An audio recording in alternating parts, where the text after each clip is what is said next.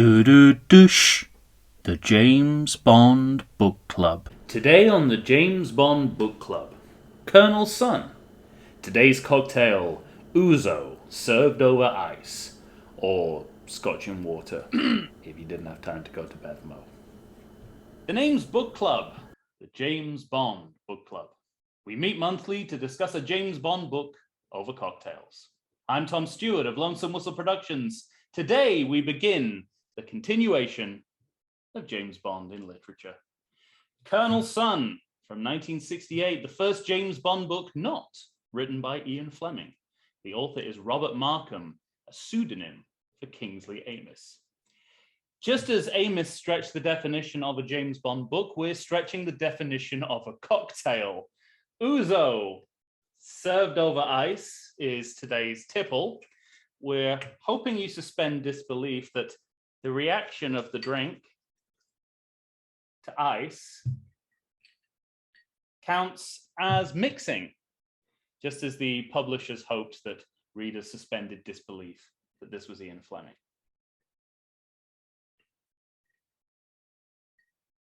All the sweet shops of my youth and the pubs in one. Today's Prospective member knows all about standing on the shoulders of pulp literary fiction giants. He's the writer of Rex Riveter Private Eye, an award-winning audio drama based on hard-boiled mid-century detective novels with over 300,000 downloads and listeners in 38 countries around the world. He's a playwright whose work includes Shifting Paradigms, Indiscretion, The Carousel, and Plunder. He's also written for Write Out Loud's Twainfest, Amigo del Rep's Historias Tenebras, and the Mending Monologues, which won Best Testimonial in the 2014 San Diego Fringe Festival. A recipient of Mark Time Awards Nick Danger Prize. Greg McAfee, welcome to the James Bond Book Club. Membership is open. Hello, sir. Hello, Tom. How are you? I'm doing very well. How are you, sir? I'm doing well. I also have my cocktail ready. So Excellent.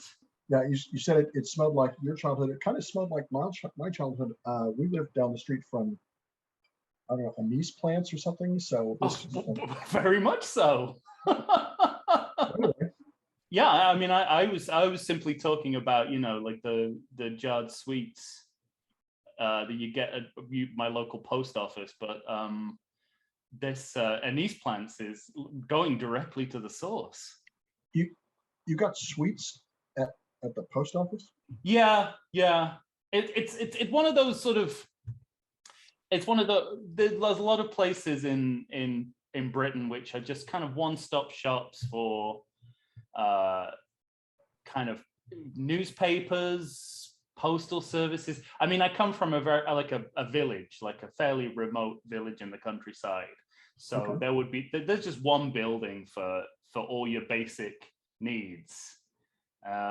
So that's really where that comes from. And up in Scotland, you know, they have a great tradition of fish and chip shops which sell literally everything. You can get your cigarettes there, you can get booze. So I think it's just ingrained in British culture that, you know, you sort of prepare for a night out or a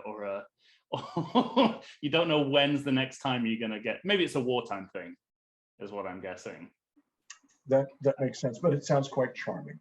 It is. Oh, it's very charming, and I'm brought right back there. Mine is you've sort of pre-clouded with your drink, but mine is actually. It took a few seconds for the chemical reaction to take place. Well, I've been drinking since 3, so. Oh, okay. So your brain is cloudy. I figured if we're going to be talking about James Bond, I should probably get a head start. So. Yeah, and this is very. I mean, you know, spoiler alert. It's a very unusual James Bond book, but it's also. I mean, it's very. I think I conveyed to you in an email. This is slim pickings on cocktails. You know, we have to think imaginatively that Ouzo and ice, Scotch and water. This is the best we can really come up with here in terms of mixed drinks. This is about the best we can do. But I mean, you know, this is a very Greek novel which again is very strange because it's very much advertised as a novel that sets in the East. Right. But it actually takes place almost entirely in Greece, which is fascinating. So Ouzo is a very appropriate choice because we never get any further east than Greece. So this is as far as we go. Is that kind of Greece, Turkey area of the world. But it's an unusual drink. I never expect the sweetness. Like every time I drink it, I expect it's gonna. I remember the first time that I had Ouzo, I was in college, and I expected it to be very, I don't know, very strong, almost like like a vodka or a whiskey, where you could this is alcohol, where this really it doesn't taste. Now it could just be because I watered it down a little, but it doesn't really taste much like alcohol. No, you don't. I mean, there's slightly petrol-y air about it, but beyond that, it's pure sort of, it's like a liquefied candy. Yes, it's sort of very odd. But both in this book and I think in From Russia with Love as well, Bond drinks quite a lot of. I think it's the preferred drink when he's over there, which I'm sure is more about blending into the surroundings, right. than it is, what's enjoyable. It also could be a part of just what's available. Depending on where you're going. I would imagine that it's probably, you're right, it's probably more available, more accepted. I think he's just it's like going with the local brew. Absolutely. And I anecdotally I believe that the history of Ouzo is exactly colonizers saying what do you have to drink, and them being given the least the least good thing we have, and it comes adopted as the norm. I think that's the history of Ouzo, but I did not know that. That could be an apocryphal tale. I've only been told that verbally by people who might not be the most reliable sources. Well, I'm gonna at this point. I think that we can just say that it's true. Oh yeah, absolutely. Yeah, let's just. It's out on the internet, so so it must be true. We've done our job. I've certainly done as much research as anyone on the internet does. Now, there are two questions that we always ask new members. First being, have you read a James Bond book? The second being, was it this one? You mean other than this one? Have I read it? Other than this. No. I realize that in succession, those two questions are confusing, but prior to Colonel Sun, no, I had not. I of course seen all of the films, but I had not up to this point read a Bond novel, and so I feel like I feel like I'm going to have to go and read some written by Fleming just to get the real flavor for it. That this wasn't a lovely book, but it's not it's not the original, and so I think I feel like I probably missed out on something. Yeah, I mean, if this is your first Bond book, it must feel like you're coming into the story in the well, not even the middle, sort of in the third act, really. So it's but an interesting one to start with, but it's certainly very good at hitting all the right notes, but not necessarily in the right order. Paraphrasing the great Eric Morecambe. So this is a James Bond continuation novel. It's the first one we've done. Robert Markham, aka Kingsley Amis, and for those of you who don't know, Kingsley Amis is a huge writer. You can look up his catalog, and he's sort of one of Britain's most beloved writers. He's writing under a pseudonym, but everyone knows it's him. It's considered part of his canon. But he sort of challenged himself to write in the style of Ian Fleming. As an author who yourself has kind of written through the prism of other great writers with Rex River to Private Eye. Does any of that resonate? I mean, did you feel like you were at home here when you're reading the book? Did you sort of this challenge of taking on already great works of literature in your writing? Yeah, I think especially with this, because I'm, you know, what I'm writing is my own character set in a specific genre, and so I can play with it a little bit. I like to think of Rex as part homage and part kind of tongue-in-cheek, poking fun at some of the just absolute ridiculous tropes. But this is what he's done is, to me, so very challenging, because you people love this character. Right. You know, there are book clubs about him, apparently, and so so I hear. So yeah, so that's what I've heard. So I can't even imagine taking a character that, well, I don't know. I was going to say I can't imagine taking a character and then writing your own spin on it. But my wife and I met doing Pride and Prejudice, and I cannot tell you how much stuff she sometimes brings home or gives me a hard time about Mr. Darcy, and it's insane that people will take these characters and then just kind of spin on their own. So I think it's one thing to write about a character, and it's another thing to write about a character that, again, folks love and understand, and try to keep in the same style. That's very challenging.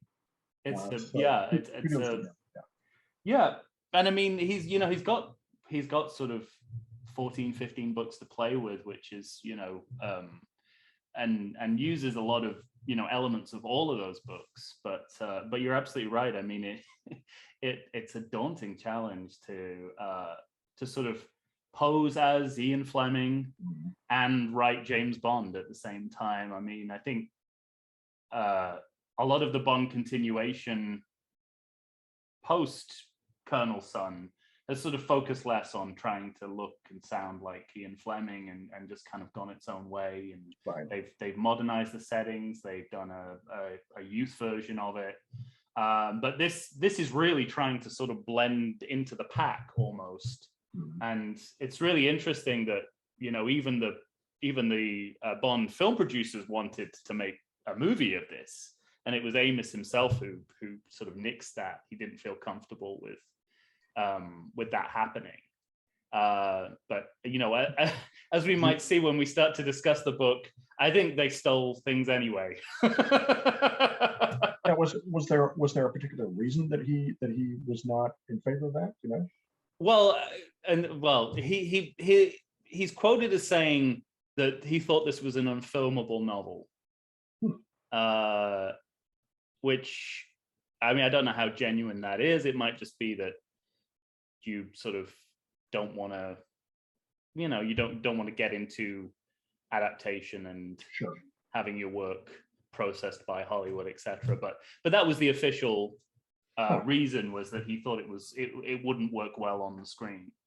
And it's interesting. I think the Bond films have taken so much from this over the years, this particular novel, uncredited, that it almost doesn't matter that they never adapted it as a official title. Well, the other question I wanted to sort of ask about, you mentioned Pride and Prejudice and what people have done with Mr. Darcy, and you could legitimately think about this book as a kind of fan fiction. But if you're wanting to spin it more positively, and this is 1968, we're only a few years out of the last official Bond novels. You can also see it as a new phase in the James Bond book series. Or when you were reading it, did you get? I mean, obviously it's all new to you, but does it feel like the start of something new, or is it the kind of book where you think, oh, this is the end of an era? It's tough, because it's a little a little from column A and a little from column B, because I agree. There are parts of it where obviously they're referencing events that happened previously previous to this book, but but it really does. It keeps kind of the same format, and so it could quite easily just, you could slip it in again from the films that I've seen. You could slip it in pretty easily anywhere, and that's one of the things I like about most of the Bond films, is that I know that there's an order to them, but you don't necessarily have to watch them in order, because it's just here's just a moment, and and there's another one, and so these are just events that happen in Bond's life, and so it doesn't have to be. It's not like the Marvel Cinematic Universe, where you kind of need to know what the heck's going on in the rest of the world. Whereas with this, it's really just, here's a snapshot, great, and if you want to read another one, it doesn't necessarily have to be before or after this one. And that's, at least that's kind of my take on it. Obviously, the last few films have been kind of in succession. Casino Royale, and then gosh, what's the second one with Daniel Craig? Takes place. The one no one remembers the name of. Quantum of Solace. Yeah, takes place. 24 hours later, apparently, in Bond time. So these. I like the apparently there. That says it all. Right. He's got a new haircut and a different body, but it's 10 minutes later. Well, I got to tell you, as soon as I get off of this and I take my jacket off, I'm ripped, and so yeah, it's all in the clothes, I think, is what. Well, I only wear these suspenders just to kind of keep it all in, Sure. If I release these suspenders, my chest would rise like Thor, Your best bulk would be obvious. Yeah, I understand. Yeah. It's thank you for being so modest. It's like a mid Hulk, Hulk just before it gets too much. Right. It gets a little messy. Yeah, no, I posed that question, and probably in the back of my mind was that I couldn't make up my mind either that it would work as a nice button on the series, but it would equally, if someone wanted to pick up from here, that would work equally well. I mean, there's an emphasis on the changing political climates and new types of villains, new ideas about the character. There's enough of that, I think, to sort of carry another series or another phase of the series. But it does have that kind of wistful, nostalgic feel as well. It's like, oh, remember when Scaramanga shot me, and remember when it's got that, but that wistfulness is sort of gives some point in the book, it kind of gives way to the feeling that we're in a new landscape that's very different, and that Bond will change as part of it. That's the kind of sense I got there. So it's a very useful text in the middle of what is an ongoing series and still is. Well, and that's the thing, is that a character like Bond has to change in some manner, and yet, and this is the tricky part, still kind of stay the same. Because if all of a sudden he's a completely different guy, then he's not James Bond, then he's Jason Bourne, or then he's whoever else, and that's not, people want to see Bond, they want to read about this character, but you've also, again, you can't stay stagnant throughout all of the events that are happening in the world, because if you've got Bond who's still stuck in the Cold War, then that's not a very interesting character, I don't think. So. Well, yeah, and that's the trick that the film series has kind of pulled off, is constantly modernizing yet keeping some of that early flavor. We've actually, I mean, in the books that we've discussed in the club, we've kind of found that he's sort of from day one written as a bit of a relic, sort of a relic of an imperialism that doesn't, a British imperialism that doesn't really apply anymore. Like he's this kind of like sort of interwar 1930s British character archetype thrust into what seems a very modern kind of mid-century setting that's flush with how new it is and how different the times are. And so that sort of dichotomy was sort of always there. He was always kind of pulling against the period he was in. And I think there are elements of that in here too, of you know, a man out of his time, having to sort of grasp with the way things are changing, and you know that China's now the threat and Russia's no longer the threat, and women are changing and all that sort of stuff. Well, and that's the funny thing, because I do remember several times in the novel where someone is pointing out that, you know, about the referencing about the way things used to be done, and almost with a wistful remembrance of, yeah, you know, when I used to torture people, and gosh, that was a great time. Or you know, when they're talking about Ariadne and the fact that she's just a woman, and so obviously she's which I realize is that I think that's one of the things that I recognize, that these novels were written in a specific time, but it's a little, it grates a little bit that it's like, oh, absolutely, you know, women are only good for, you know, a couple of things, and and that kind of mindset by all of the men in the novel, and you know, not just Ariadne, but also the two girls that are friendly with female helpers is the term used, which I find a curious euphemism. Female helpers, yeah, that's exactly what they're called. I sort of that's it, really. We're supposed to know what that means, and maybe it meant something different in 1968, but yeah, because I'm thinking female helpers. Okay, so you know, they're doing some of the same stuff that the men are doing, but obviously that's not true. So so yeah, that took a little. I was kind of going through it, wondering if they're going to explain a little bit deeper about what are these female helpers helping with. But I think I got it. Yeah, it's I know we can talk about this in more detail, but I think the representation of gender starts off as relatively progressive for its time, but by the end of the novel, it's kind of, women are written off so absurdly, and you know, the terrible things that happen to women are sort of dismissed, or things like rape and you know, and sort of women are seen as perpetrators where they should be seen as the, you know, the recipients of pain. And it's so it's kind of, you know, again, this is a game you'll find in all the Fleming books. It's sort of like, you know, how liberated does it get, and then how much do we undercut that?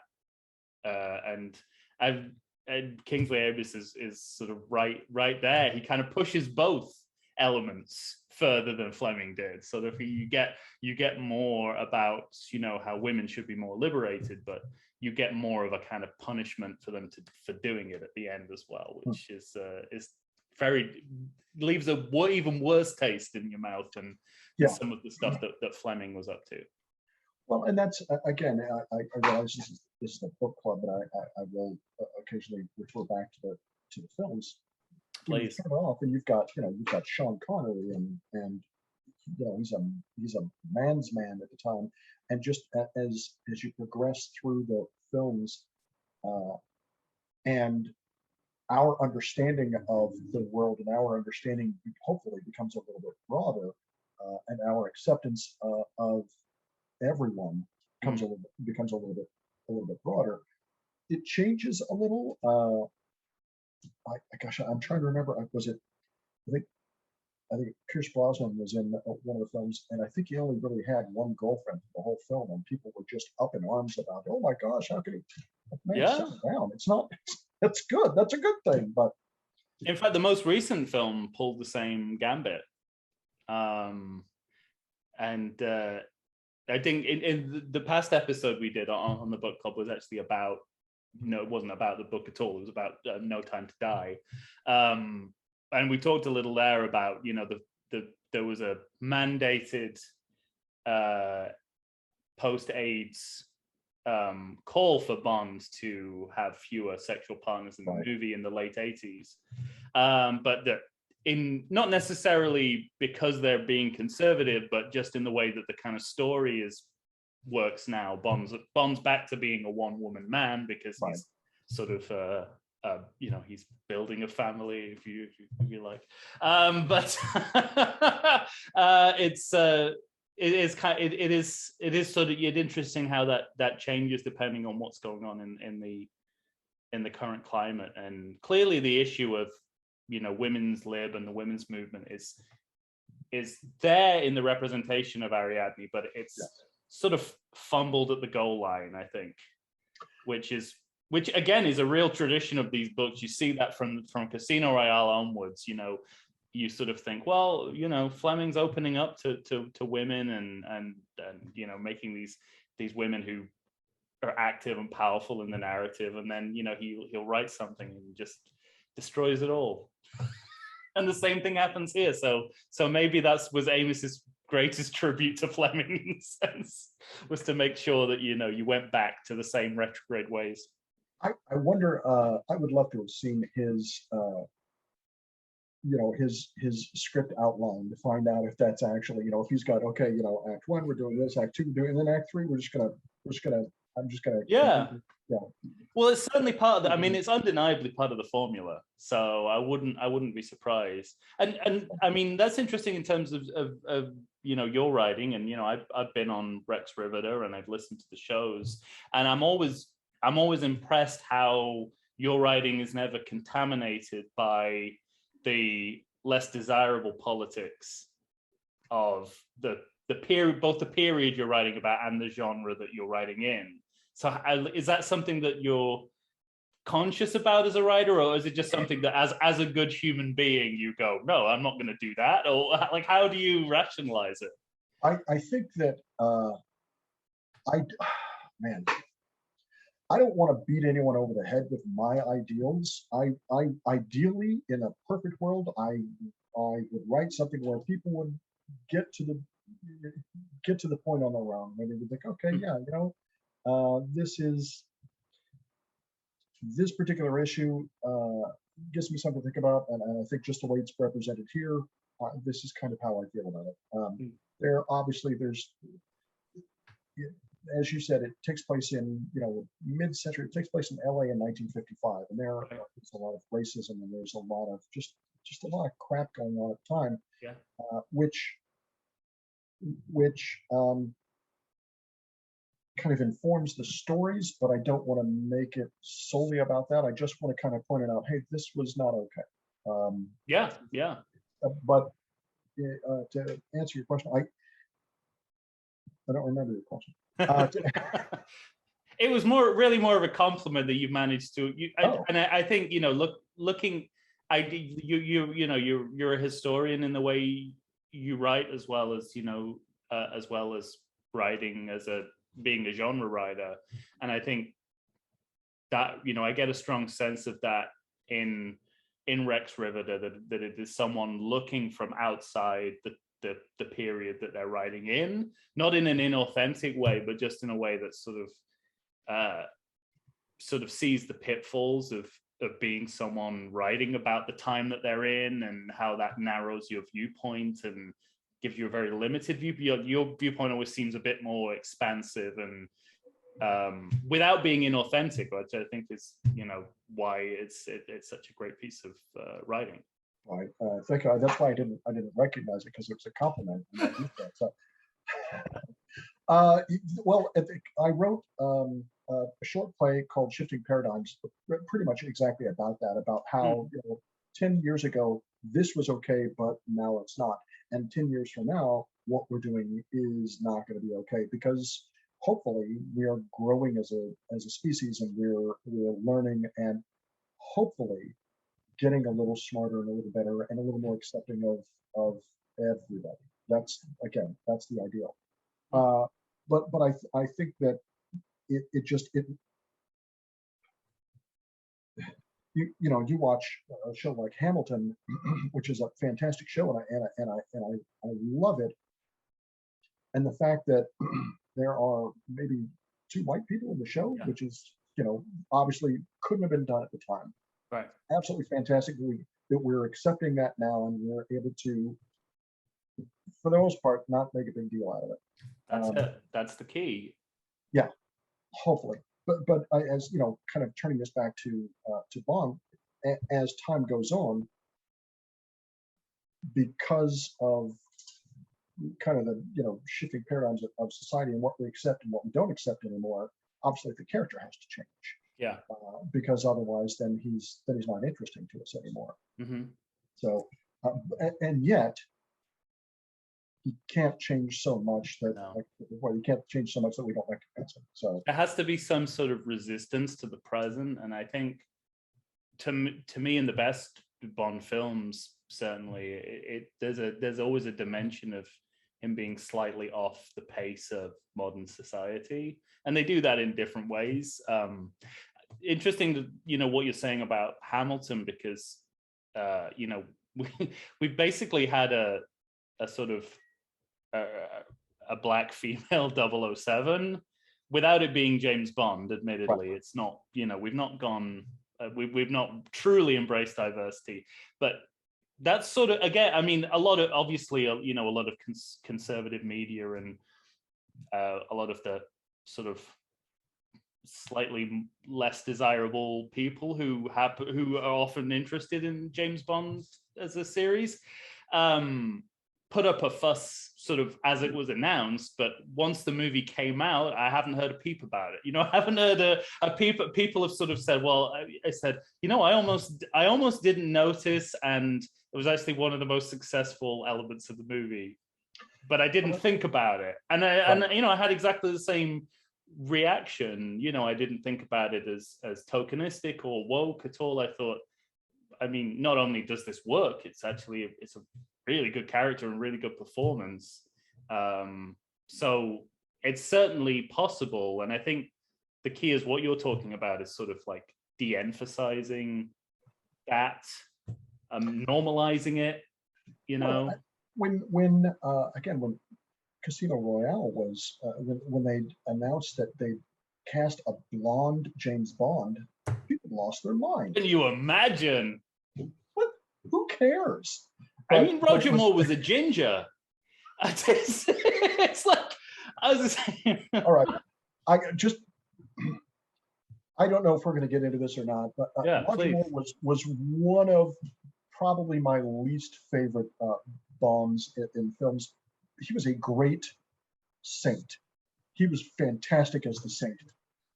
But he just, I didn't. It never jibes. Yeah, I mean, it's going back to the sweet shop. It's hard to sort of, it's like I'm not particularly caring for this drink, but the smell is opening up those nostalgic, centers. Sure. Those kind of Proustian things. And I think I had the same attitude towards Roger Moore, is where I'm aware of the limitations. You say he was a great saint. Well, he's also the saint in Bond. I mean, it's like there's no real distinction between those two performances. He's just Roger Moore. But he's the first Bond I ever saw. I grew up watching him, and I'll never have that detachment where I can go, ooh, you could have probably played that a different way. The first Bond film I ever saw in the theater was Live and Let Die. In 1973, 72, whatever it was. 73, I'm going to say. Yeah, I was 50 years old. I was just a wee lad. You could bet. I mean, you sneaked into the movie theater because you were so small. Yeah, exactly. No one saw me. And so that was a great film, although a little frightening because I was living in the South at the time, and there was voodoo elements in the film, and so that was not far from where I lived. But it was I enjoyed it, but I didn't have anything to compare it to. And then just going back and watching all of the films, and you're absolutely right. He was great as the Saint, even when he was doing the Bond films. Yeah, this is yeah. I mean, I mean, you're back in the deep end with your first Bond book is Colonel Sun, and your first Bond film is Live and Let Die. I mean, you must have, you know, I did the thing I always, I mean, so many things to say about Live and Let Die, but first off, you know, the movie starts and Roger Moore's not in the teaser. You sort of like, right. you could literally be watching any movie. You know, you'd be watching a blaxploitation movie at that point. And I think that was deliberate, but and then later on in the movie, it's Smokey and the Bandit. Yeah. It's like, what am I watching? This is it, you know, you have to, you're absolutely right. You have to work back to understand how this might be considered a Bond film. Right. Yeah, it was, you know, with Buford T. Justice or whatever the character's name was. That's right. The whole thing. Although I think Buford T. Justice was the smoke. I mean, it's the same. It's actually before Buford T. Justice, but it's the same character amazingly. And then, God, who was the Bond girl in that? It was Jane Seymour. Jane Seymour, yes. That was a you know, again, I wasn't even a teenager yet, and so that was probably my first movie crush, was Jane Seymour, because she was just absolutely stunning. She remains incredibly stunning. Yes, and there's just something not too much about her that you just think you're trying too hard. But there was just something about her that's very natural, and her first movie as well, I think, which always helps. Yes, sure helped me. So I'm sorry. No, don't apologize. You knew what you were getting into. Sure, I did. Yeah. It's called a book club, but it's the most lowbrow book club out there. Okay, good. Then I'm right where I need to be. That's good. So yeah, as we're enjoying our cloudy ice drinks, I mean, what I say, this is, you know, the most lowbrow book club out there. It's also a complete cover for day drinking. So how is this drink going down for you? Is this something you can imagine drinking on a regular basis? I knew a guy. I worked for a finance company for a while, so there were a lot of guys that I knew there, and I don't even think I have to go any further with that. I think, you know, but I'm just reminded of Steve Martin, and his, I hope I get the quote right, of the image of his manager sort of in his rec room, while he's like cleaning a glass. They say, you know, there's a lot of people who don't know how we do things in Texas. And I would, as soon as you went, that just kind of jigged in my mind. Well, this guy Matt, and we went to a club downtown in the Gaslamp 100 years ago, and he ordered a Metoxa and Coke, and I didn't know what the hell that was. A what? And Coke? Metoxa. Oh, the Metoxa. That's what I have. That's my brand too. Yes. Okay. Yeah. Oh, is that what you do? You don't say Ouzo. You have to specify your brand of Ouzo. I don't know. But because he was the big man on campus, or big man in the office, or whatever it was. So he bought me a Metoxa and Coke, and that was not bad. It was okay. This tastes like licorice. So yeah, and that's fine. Do I imagine that I would be drinking this? No, I'll drink Scotch. Yeah. That's about it. Yeah. Well, I appreciate you going the extra mile with the Ouzo. But you know, on a different day, you might be drinking Scotch, because as I always like to say, that is the most drunk of all the James Bond cocktails. You Scotch and water. I mean, it's the number one drink. It transcends everything else, which is, you know, a big difference from the film series, where it's vodka or it's a martini. it's the drink of wherever he is. But in the book, it's basically wherever he goes, it's Scotch and water, which is a huge sort of departure, I think. Which I got to tell you, I'm probably just being a modern day snob, but if you're going to have Scotch, why do you put water in it? Yeah, I mean, often it's taken neat, but Fleming is, when it comes to drinks, Fleming and the Bond canon is really interesting because he, as a country, I'm going to speak for all Britons now. Sure. As a country, we're sort of resistant to icing and chilling our drinks. I mean, the warm beer stereotype, and partly is a stereotype, because you go out on a Saturday night, people will be drinking chilled lager and stuff like that. But if you're a hardcore real ale person in Britain, like my uncle, for instance, it will be, he will balk at the idea that beer is, carbonated and cold, because they're drinking such good stuff, they don't want to tamper with it in any way. But Ian Fleming, and I think this is why he's more cosmopolitan than a lot of Britons certainly were at the time, and probably even now.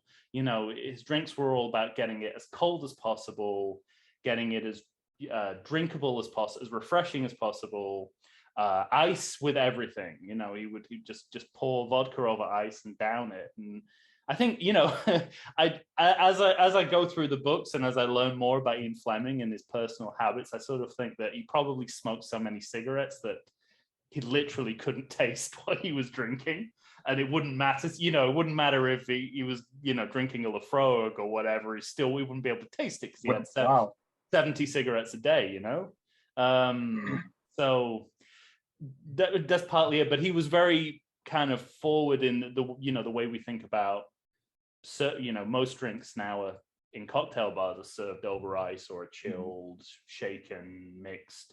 And so he was at the kind of forefront of that. I think he was much more European or global than most Brits are about that. And I think that was deliberate. I don't think he liked to think of himself as British. I think he thought that was kind of narrow-minded. I know that he obviously he served in World War II. He traveled quite a bit at the time. He was there was there's a story, again, this could be apocryphal, but there's a story that I've heard that there's a raid on a beach in France called Dieppe that the entire it was horrible. It was supposed to be kind of like a tryout for D-Day, but we lost so many soldiers, Canadians, and a few Americans, and a lot of Brits,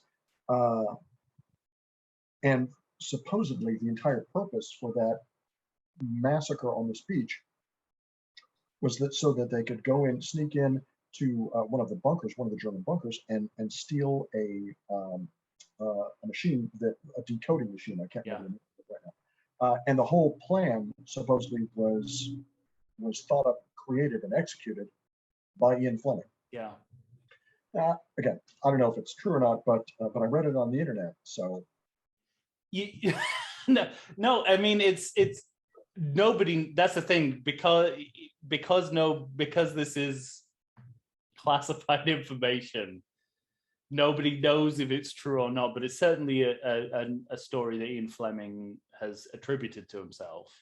And I mean, it's very difficult to tell how much he is a sort of fantasist and how much he actually did, because his job essentially, when he was a naval commander, a commander in naval intelligence, was to sort of write fiction that might become true. So he would devise these elaborate plans, and it was up to the authorities whether they decided to do it or not. So he, I think, famously, he came up with an idea of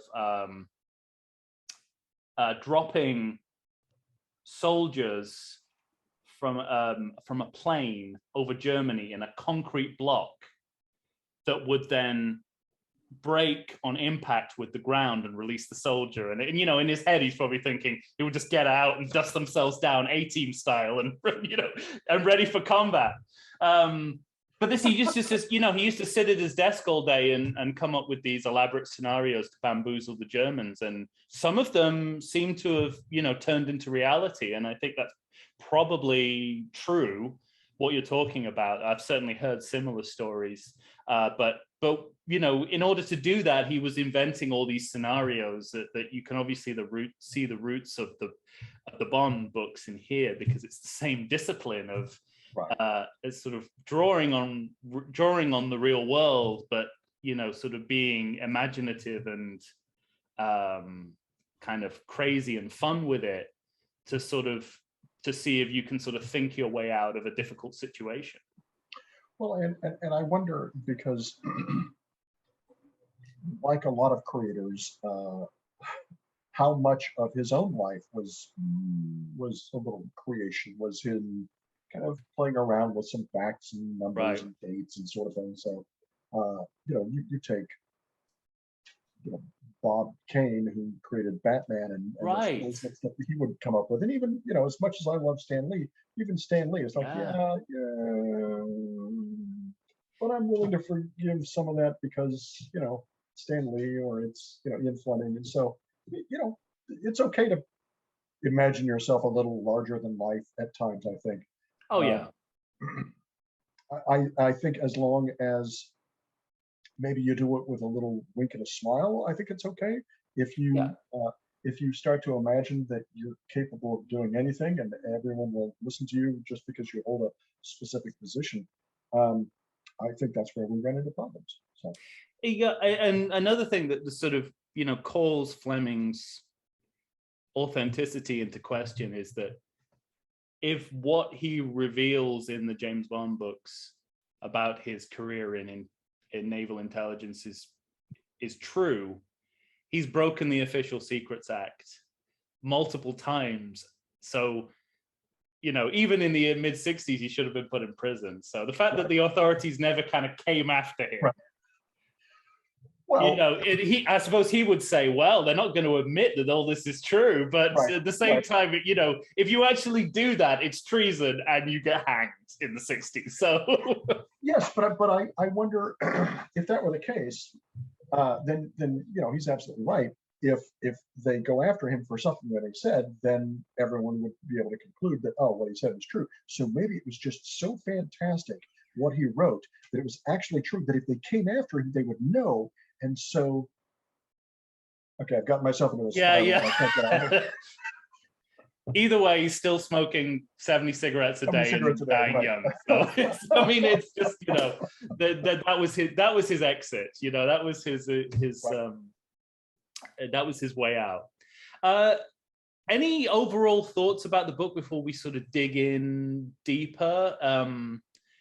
Is this a book that you would recommend to others? It's something I always like to ask. I don't know that I would recommend it to just anyone, but I think there are absolutely people that, you know, you might get a kick out of this. This is because there are glimpses of it's almost like opening up a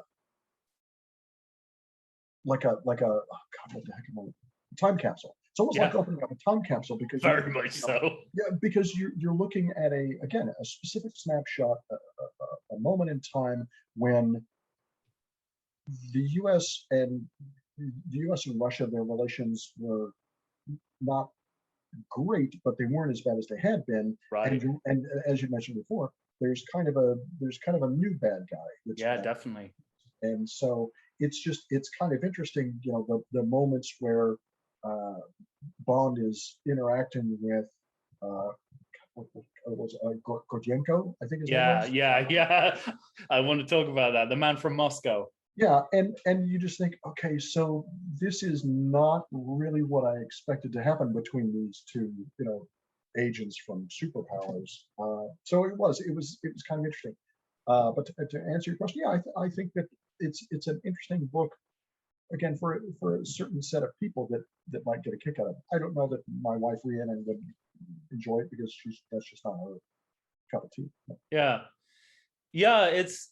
I mean, yeah, I think if you're historically minded, like both of us are, that snapshot it gets of, because as you said, it was a kind of period where the US and the USSR, the Cold War had cooled somewhat, but it would start to warm up later into the 70s and 80s in a very serious way. But you would be forgiven for thinking that the wall was going to fall down in 1971 the way this book's going, and that that America and Russia would sort of send their troops to fight the Chinese communism side by side, right? Yeah, exactly. That's sort of what it's kind of positing. And I again, I find this fascinating, and this does seem like Colonel Sun seems like a villain that could only exist in the late 60s, because it based on a very specific kind of dictator, and also how the West felt about the East in that period. That kind of deep suspicion of a different culture that didn't understand, didn't want to understand, and that's kind of fascination here. I've got to say, and I will say this as someone who's made you read this and had to read it himself, I found this a bit of a slog. I remember you said you wrote it in a weekend. I was very impressed, because it took it. I mean, I had to sort of delay this a little bit, because it's longer than most Bond books, but there's something about the pacing and just how dense the writing was that kind of it sort of weighed me down in a way that the Fleming books never do. I don't think that's necessarily a bad thing. I think it is just a weightier book in ideas as much as length and pace, but it's not. I don't know. When I think of Ian Fleming Bond books, I think of the book that you take when you're on a plane or by the pool. And I can't imagine reading this in those two scenarios. It feels like, I would pick it up and read a chapter and then go back and go, oh, where are we? Are they still on a boat? Really? I mean, it's like, weren't we just on a boat? And I never get the Fleming books, especially the early ones, they just sort of fly back into your hands and you're right back in the world. This one, I felt like there was a little bit of work to sort of reorient. That's a terrible pun, but reorient myself. But I like this book. I've always enjoyed this book. I like Kingsley Amis as a writer.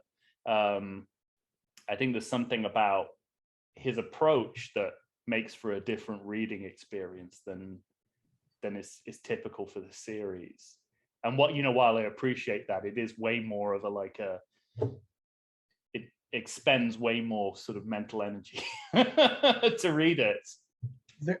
I'll agree with that. Again, I don't have anything to compare it to for the Fleming books, but there were times where I set it down and go and do something, have lunch or whatever. I wake up the next morning and pick it up, and it did. It took a couple of pages to kind of get back to, all right, what the hell's going on? Oh, that's right.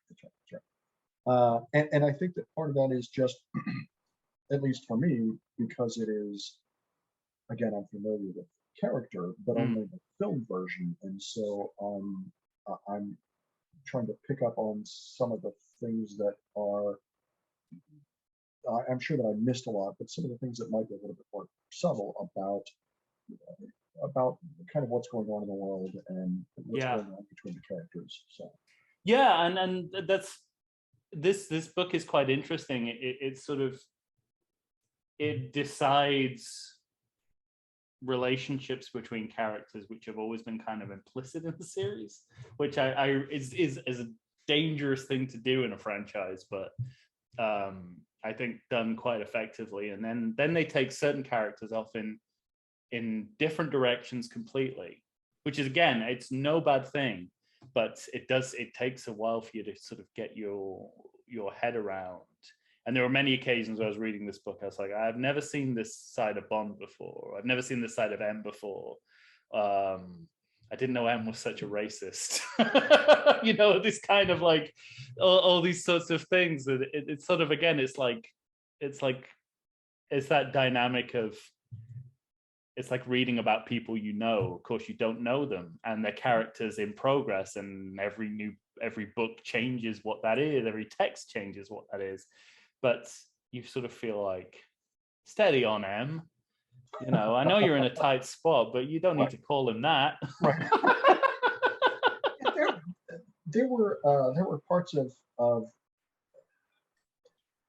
and again, I was not familiar with why M was kind of laid up in the beginning, because that happened, you know, in the story beforehand.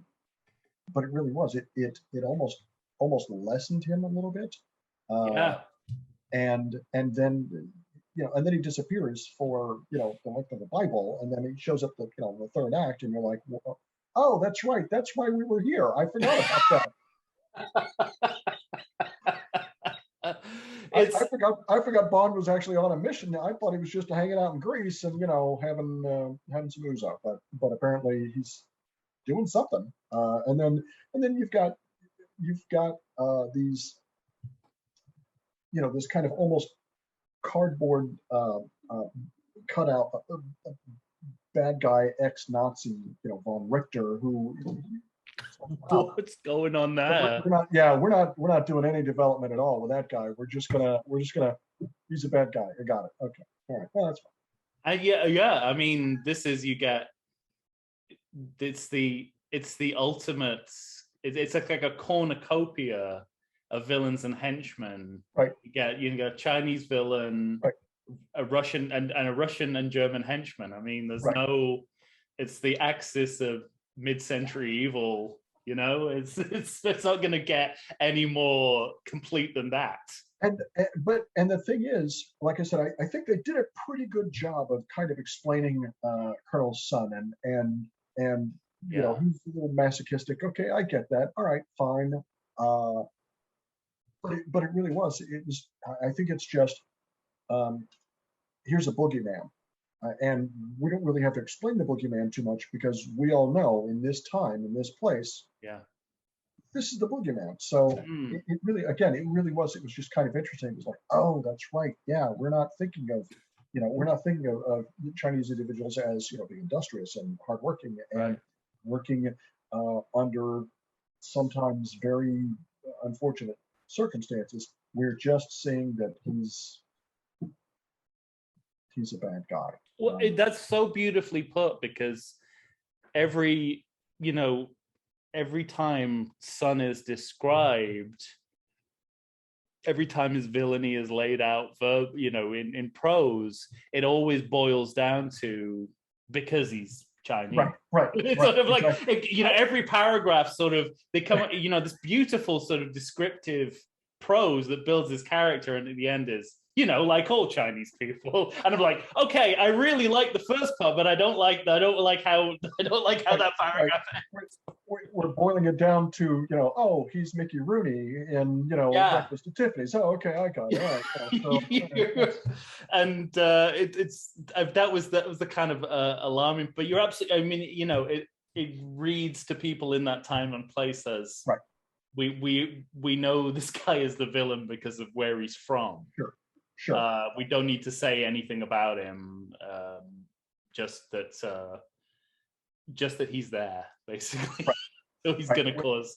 All I have to know about him is where he's from, and that he's here, and so I automatically know that he's going to cause some mischief. So. Right. Even on a Greek island. Right.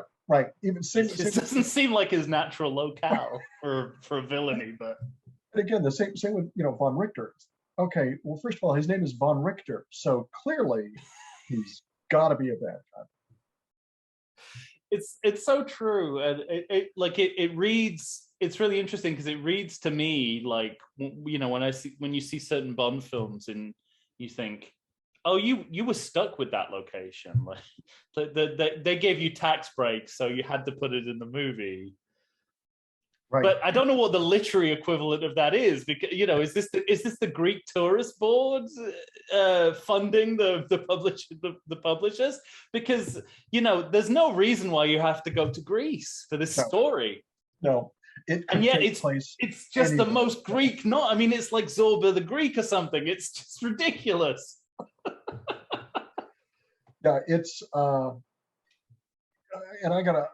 You're absolutely right. It is kind of weird now that I think about it, that of all the places in the world, it could take it. Honestly, this book could take place anywhere, because the fact that it takes place in Greece has no bearing whatsoever on anything else in the story, other than the fact that there are boats.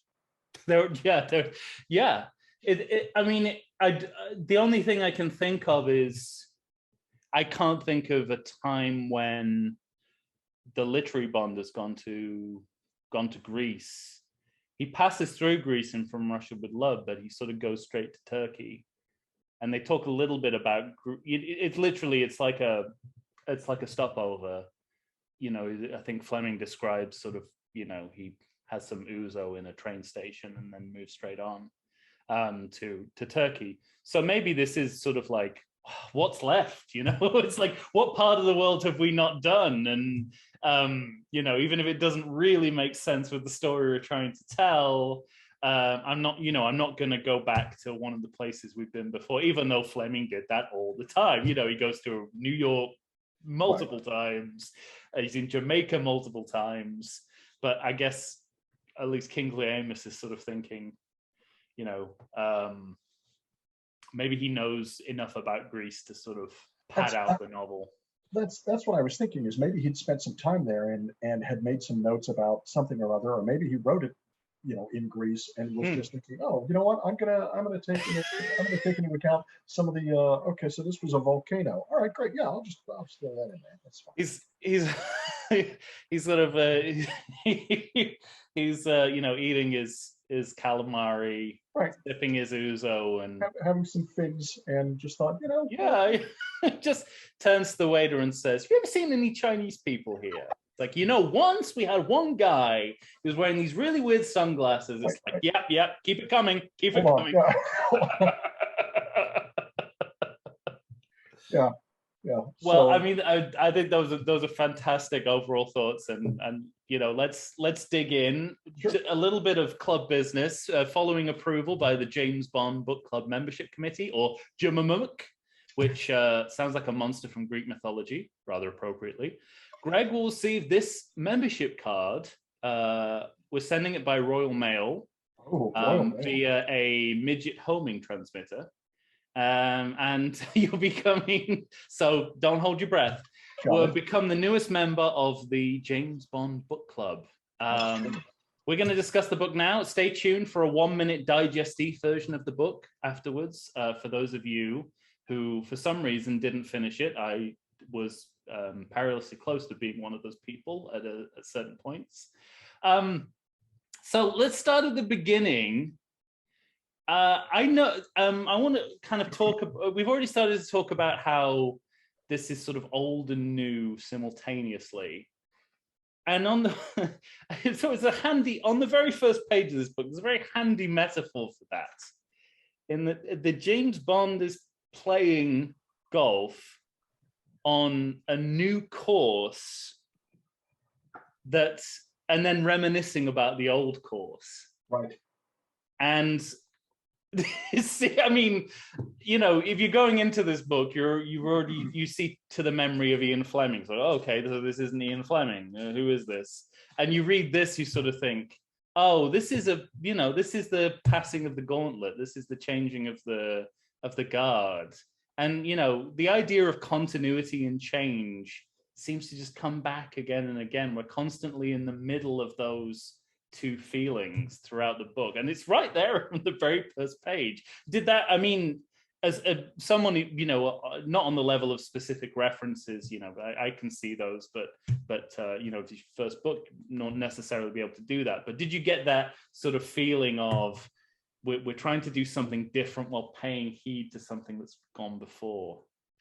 I think that is an incredibly astute observation, because again, now that you have kind of pointed that out, I absolutely see that. Yeah, there are moments throughout the book where we're living in a changing world. Yeah. And we're pointing out again, this is the way it used to be, and this is the way it is now. And so, yeah, it's almost like we're changing the guard. We're in different hands now. Yeah. And I absolutely believe that was on purpose, and I think it was brilliant. Yeah. Because it's just your reader at the time is picking up the new Bond book and I don't know, is this going to be any good? Are we just going to ignore everything that's happening before? Are we going to go? Is it going to get too crazy? And so I think that it was a good way to ease from the way things used to be into hopefully the way things are going to be going in the future. So it's really interesting. I think the way that the Fleming era ended in literature is sort of interesting, because they repurposed short stories and articles that he'd written as anthologies that sort of seemed to be new James Bond books, even though Fleming was dead when they were published. So there was this kind of sort of posthumous era that bridged the gap. And it reminds me of the Pink Panther movies. There was because the original phase of the Peter Sellers Pink Panther movies, they sort of they made a sort of movie after Peter Sellers died, which was outtakes. I want to say it's called. Is it Strikes Back or? I want to say The Trail of the Pink Panther. Is that it? I'm almost positive. I don't want to slight one of the good ones. Right. But and you know, it's sort of patched together outtakes, and he sort of dies in the middle of the movie, and then that becomes the story of the movie. And then then they move on to sort of Pink Panther movies where they're specifically recasting the Clouseau parts. It's Ted Post and then Roberto Benigni. After that, yeah. The face you're making is, even if you knew what I was talking about, you'd still be making that face. Well, because the only one that I know of was one that Steve Martin did. Yeah, there was the Steve Martin, but even before that, Roberto Benigni. They tried to reboot it with Roberto Benigni and Ted Post from Blossom. Sorry, I'm too old for Blossom. But it's the same thing where like, even Ian Fleming's death didn't prevent there being James Bond books in the world. But this is the first absolute clean break with that tradition. And only a year or so after those kind of transition books started coming out. So it's fascinating to me that the work this book does to kind of go, well, you remember these characters, and you remember when this happened, and it's constantly moving between those two things, and it's interesting, and I think impressive that the story kind of feels as new as it does, because they're constantly going back into the past and, hey, remember this guy from Moonraker? I'm like, well, kind of vaguely, yeah. It was a long time ago. It was 10 years ago, but okay. And it's something like that is okay.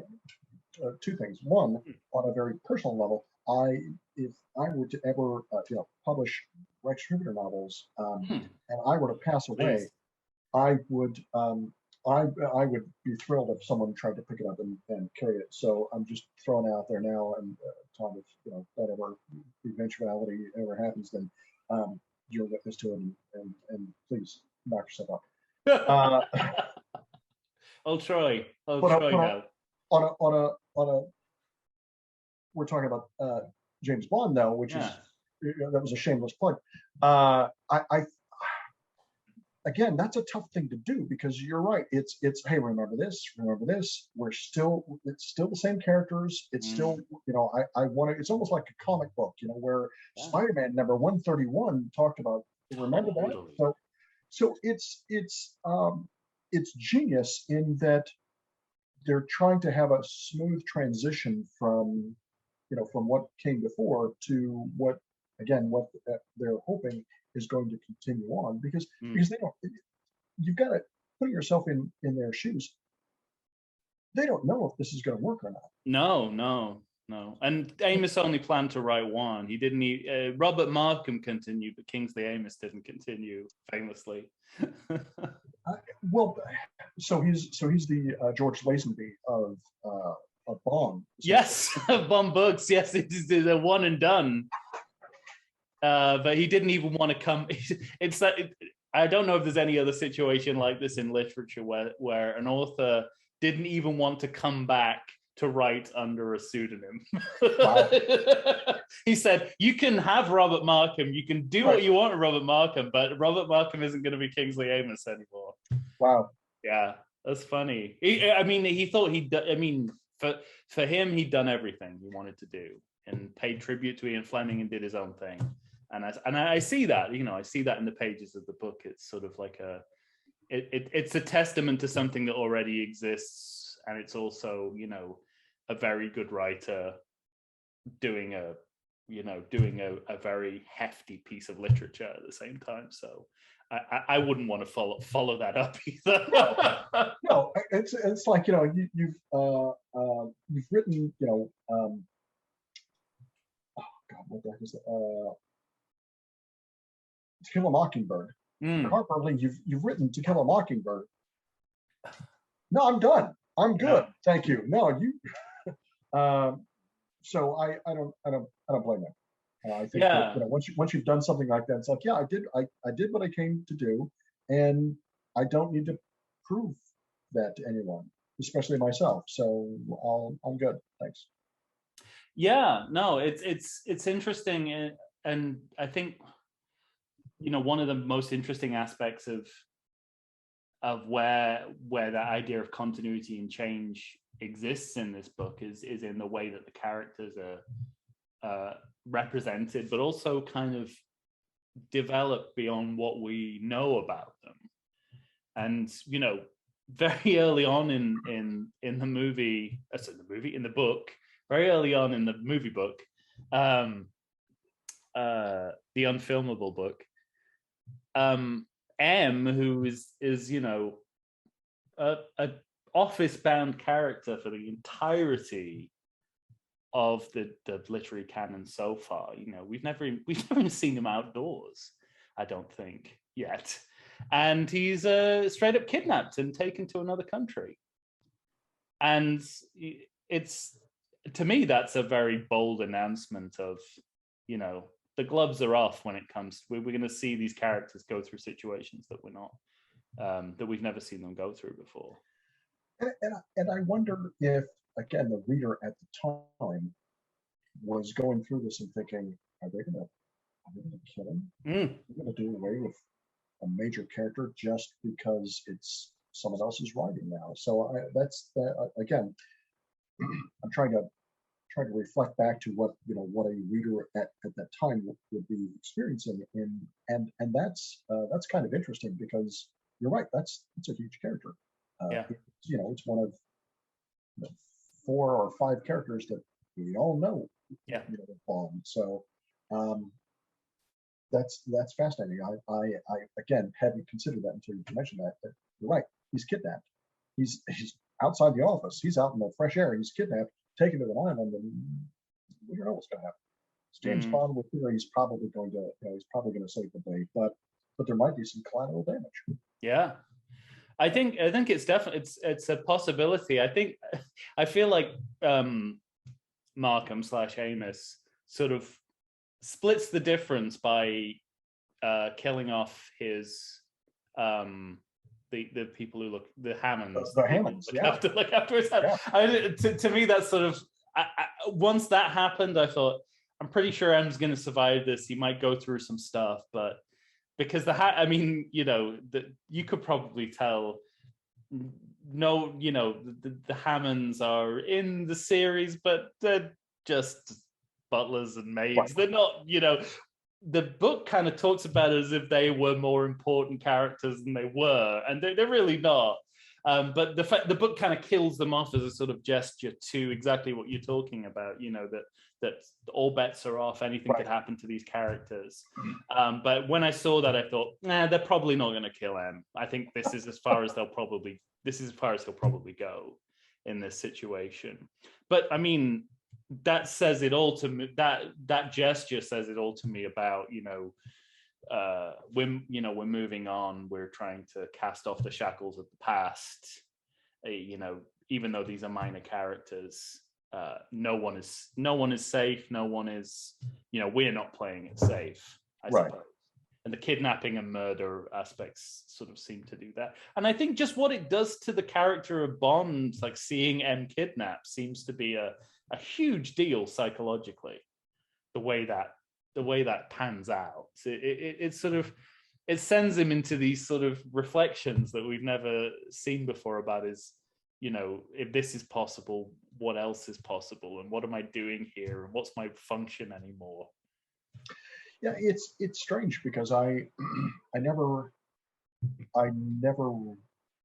thought about up until the kind of Judi Dench M. I never really tied Bond to M that closely. Whereas in this, he's almost like a father figure. Yeah, absolutely. They really go hard with that, I think. Which is that was the thing that struck me as the strangest, because again, if we're talking about, you know, Connery, we're talking about Pierce Brosnan, all of the M's of the pre-Daniel Craig era, it was just his boss, you know. Yeah, Bernard Lee despised him. Right. He didn't even look up from his desk when he walked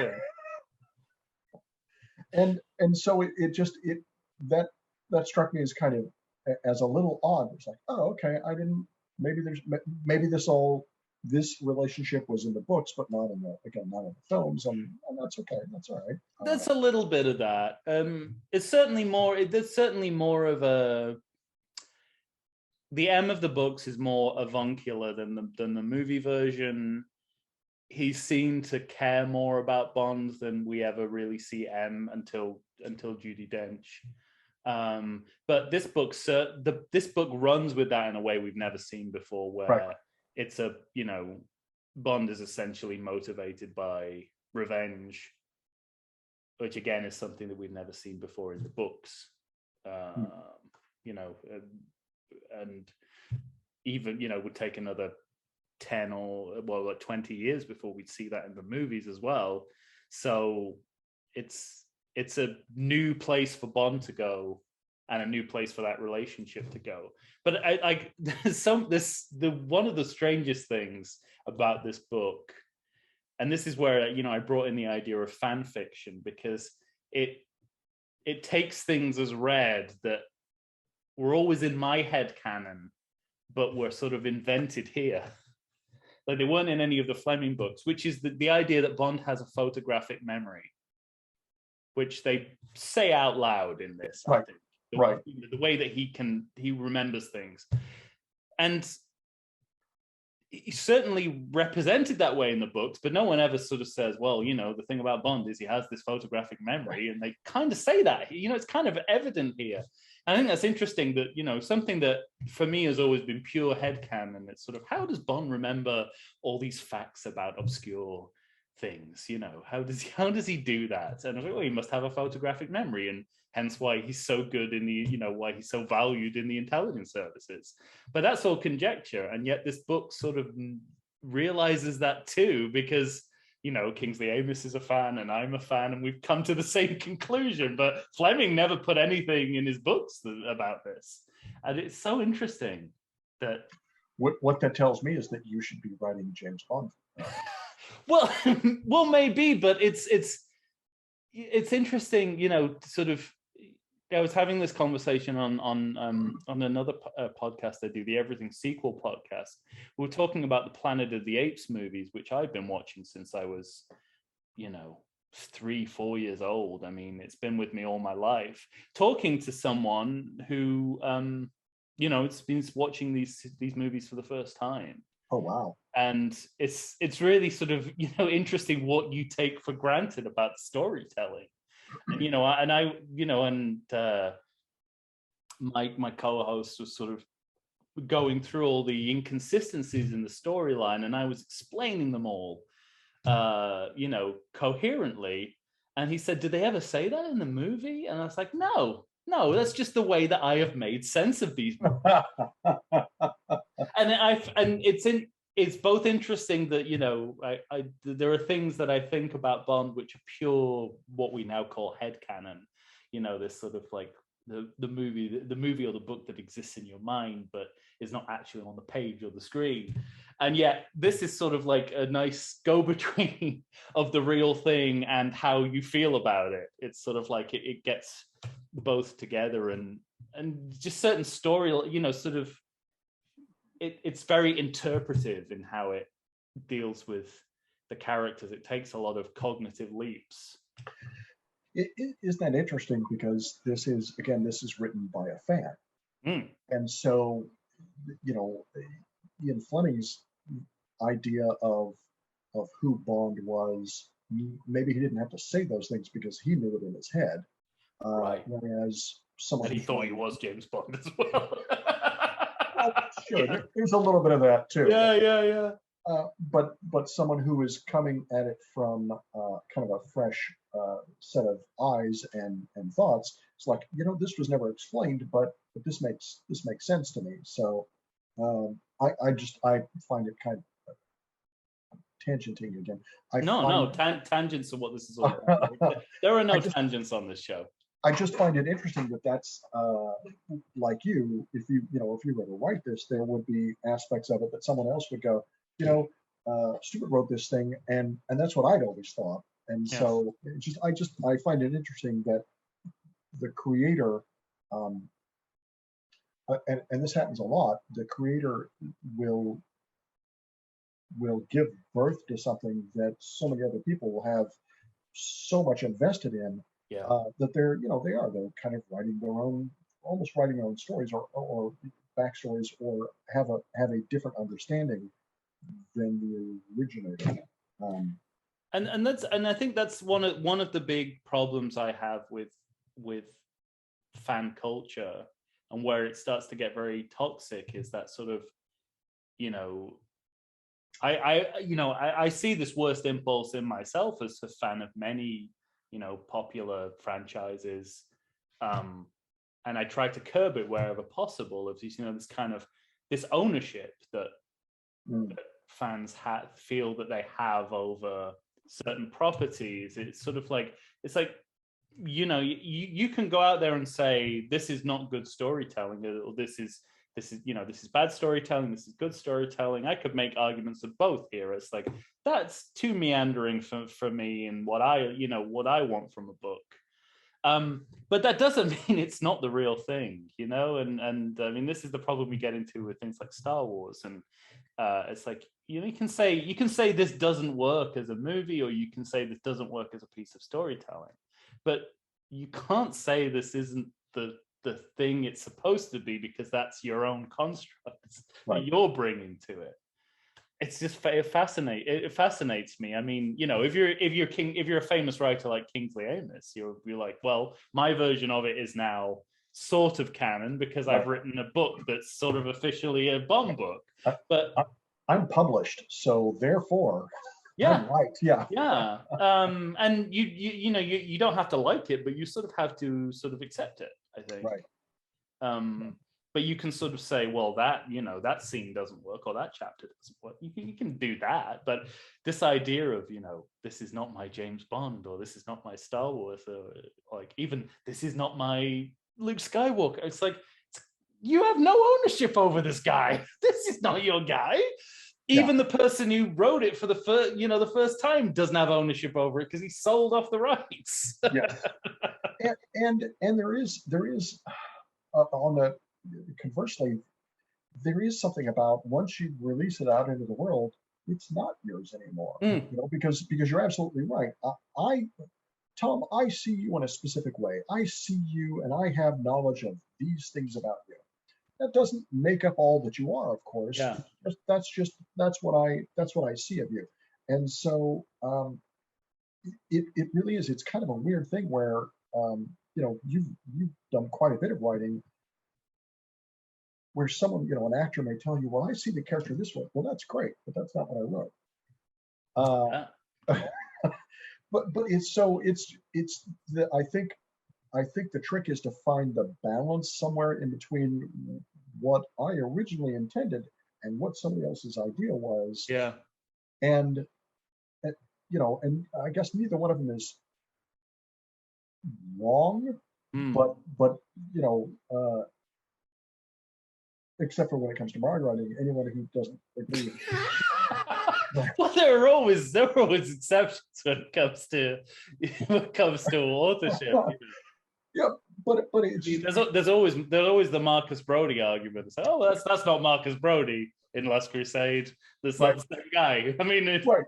Yeah, that I've got to I have hit on a hot button because that really irritated the crap out of me because they just completely destroyed the character for me. I agree. That's why there are some things where you just your whole argument just falls down like a Jenga because you're just like, oh, that's not the same guy. It's sure it's Denholm Elliott, but that's not him. Anyway, Ian Holm in the second half of The Fifth Element, not the same guy. No. I don't know what not the guy happened. we started with. Yeah, I don't know what the hell happened. So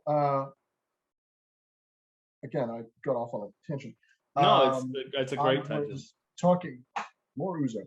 I was talking about so you've written and you know that there are, again, in your mind, this is the way that this character is. Yeah. But once it's released out into the world, it's not to some extent it's not your character anymore. It's not those are not your people. Right. So it's that's the challenging thing. I was getting a little I'm going to put my Ouzo on a napkin so it doesn't mark up my desk.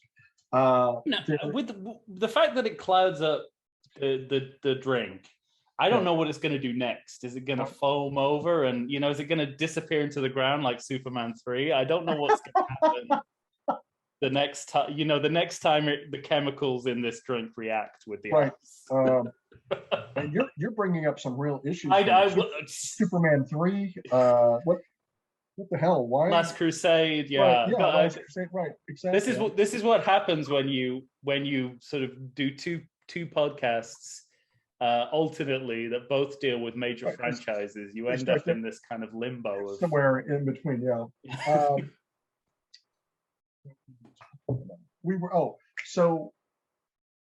I think that to some extent there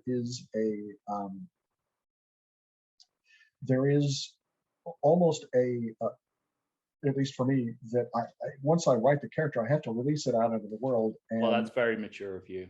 No, it's not. No, it is. No, there are people who cannot do that, who literally cannot do that. You should give yourself credit for doing that.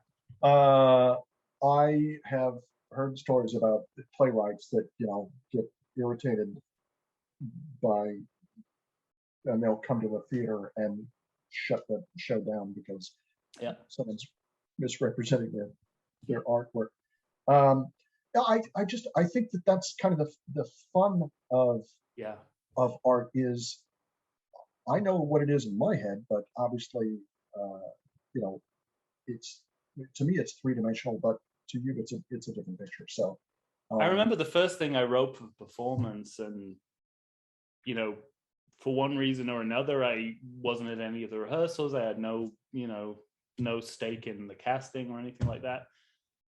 Went to see it on the first night, realized I was like, oh, I didn't write this as a comedy. This is a comedy. But I left, and then I, reread the piece. I was like, oh yeah, it's a comedy. But if I feel like if I'd have been in the room, I would have been, no, tone that down. Look, this isn't, this is a serious piece of drama. Right. And then, I hear people laughing. I see that the actors are sort of, playing the comedy. I'm like, oh. But that's as you say, that's the fun. That's the thing where you sort of you realize that it means something different to everyone, and it can be interpreted in lots of different ways that actually find what it really is. And I think that is the project of this book. Going back to Colonel Sun, it's sort of like we good job. I feel like I have to, you did an excellent job of that was a good segue. Nice. The fact that I pointed it out, though, kind of ruined it. Thanks for rendering that a pointless segue by pointing out that it was a segue. Let's pretend that didn't happen. Okay, yeah. Well, this will all be cut. Take this all out in post. One of my favorite thing of listening to podcasts or watching, video podcasts is you hear this will be cut out more than you see cuts. Yeah. So I think this goes, to use a very British phrase, it goes round the houses to get to a point where you actually feel, certainly, someone who's read all the Fleming books, so it got to the core of something that is true to the series, but it went in a really weird direction to get there that I'm not used to. Mm-hmm. But that I don't begrudge, because I suppose this usually when with Bond books and Bond films, where my kind of cutoff point is usually my cutoff point of tolerance is usually, do you know what this is supposed to be? Okay. Doesn't matter what you do. Do you know what this is supposed to be? Doesn't matter if you change the rules. Do you understand the rules? And that's always my huge struggle. And the movies and the books that are Bond related that I don't like usually fall down on that very, you don't understand what this is supposed to be, even if your whole idea is to do something totally different. So give me an example again, because I've only experienced the films. Give me an example of a film that does not that falls down. I mean, there are elements of the most recent one that does that. Okay, I have not seen that yet. Okay, to say. Well, I won't say too much about it then, but more elements, more sort of parts of the movie where I wish someone would be like, you realize what this is supposed to be, yeah? Right. So you either go totally against it or you pay some heed to it. You can't just do this thing that has never been seen before. It's something like that. But I actually, the Bond series is pretty good for that. I mean, I don't know if this is specifically about departing from formula, but after the first 20 minutes of Die Another Day, everything after that is a fever dream as far as I'm concerned. It just doesn't exist in reality. Not Madonna fencing. Right. No, so because I've been watching a lot of the Bond films that have been kind of on rotation on Pluto TV. I mean, I have the DVD, but for some reason I choose to watch them that way too. I can't get enough. And I ended up, sort of, it was Die Another Day was on, and I was like, okay, well, let's start it at least. Eat my dinner with it. And the first 20 minutes, I was so into it. Like, I thought, this is amazing. And then he stopped his own heart, and everything from that point onwards was like visual garbage. It was just, right. It was like someone put a trash can over your head and was banging it with a spoon. It was just wrong. Everything was wrong. But that movie's got problems way beyond that. But the first 20 minutes is perfect Bond movie, and I think that makes it worse in a way. I mean, it's often said about License to Kill that this is the one that doesn't understand what a Bond movie should be, and that is true. I have a lot of affection for that movie, but yes, that's certainly true. But it's I don't remember how we got here, but but I will say, look, one of the to focus on change and things that I think make this a different experience and is very apparent from early on from the previous Fleming books is teamwork. Bond is part of a team. He's part of an ensemble. This is new. Like this, the emphasis is off him. The focus is taken off him, and we get the perspectives of a lot of different characters, including the villains, which fascinates me. Yeah, as if you're writing a story, I find it interesting to give the viewpoint of the villain. But for something like this, that is that if you're dealing with someone that a character that is so famous and so well known, I would imagine you would. I would have imagined that you would have spent more time on their viewpoint, and so yeah, it's that I did find that kind of interesting. It's like, oh, we're not really spending a lot of time in Bond's, not as much time as I thought in Bond's head. I would have imagined that we would have spent, 90% of our time there, and then some stuff about what's going on and some stuff that maybe he didn't know. So yeah, that was kind of interesting. I think it sort of gets to a point where there's the whole chapter that is just about a character called George Ionides. Yeah, I think so. Yeah, and it's just a device to show the parallel action from a different perspective.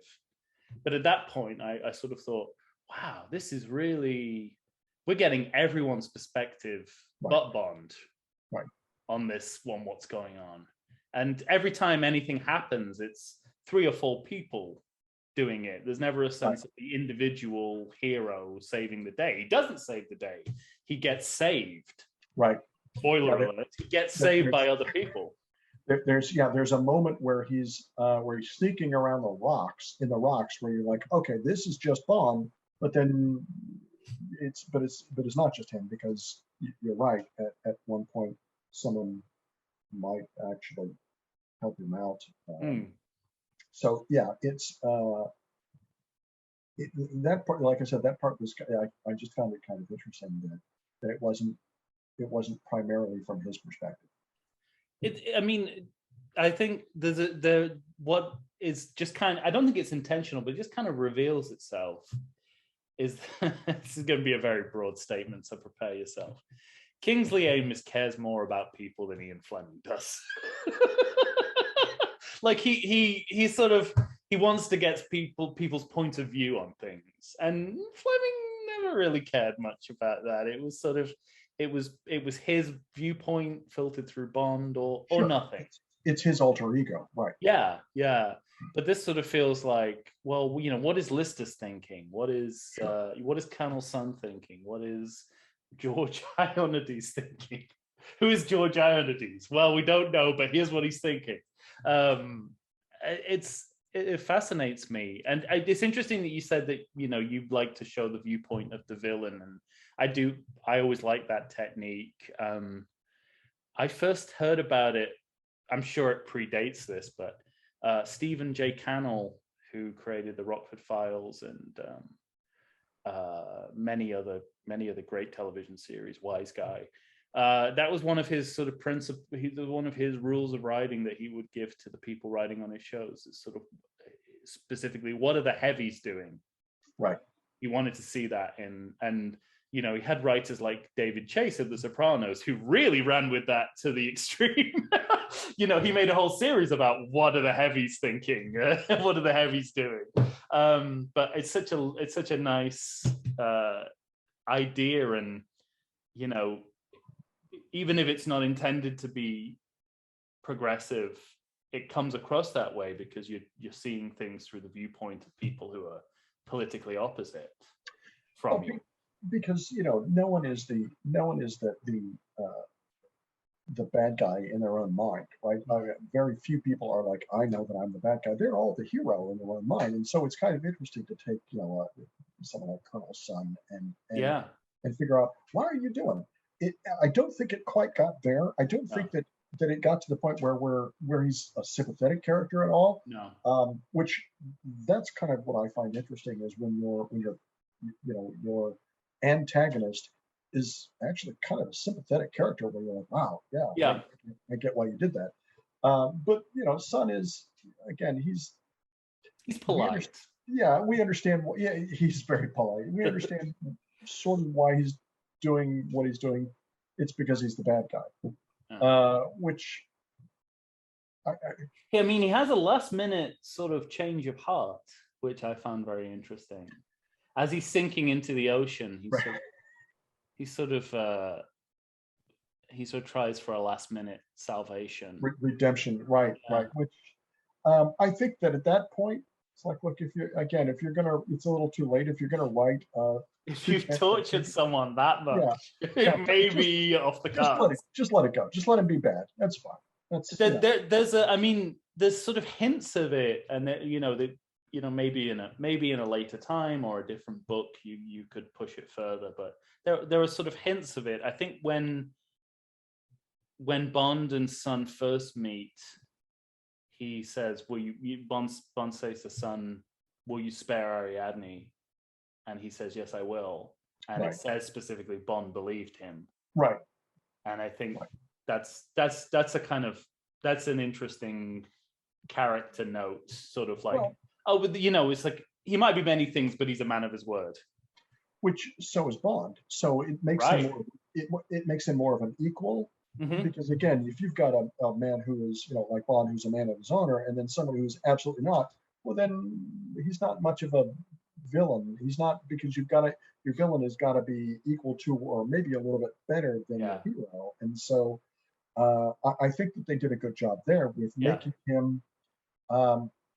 It's really happenstance that he gets away, more so than any of the other books. There's no intentionality in the way he escapes. It's someone else's work completely.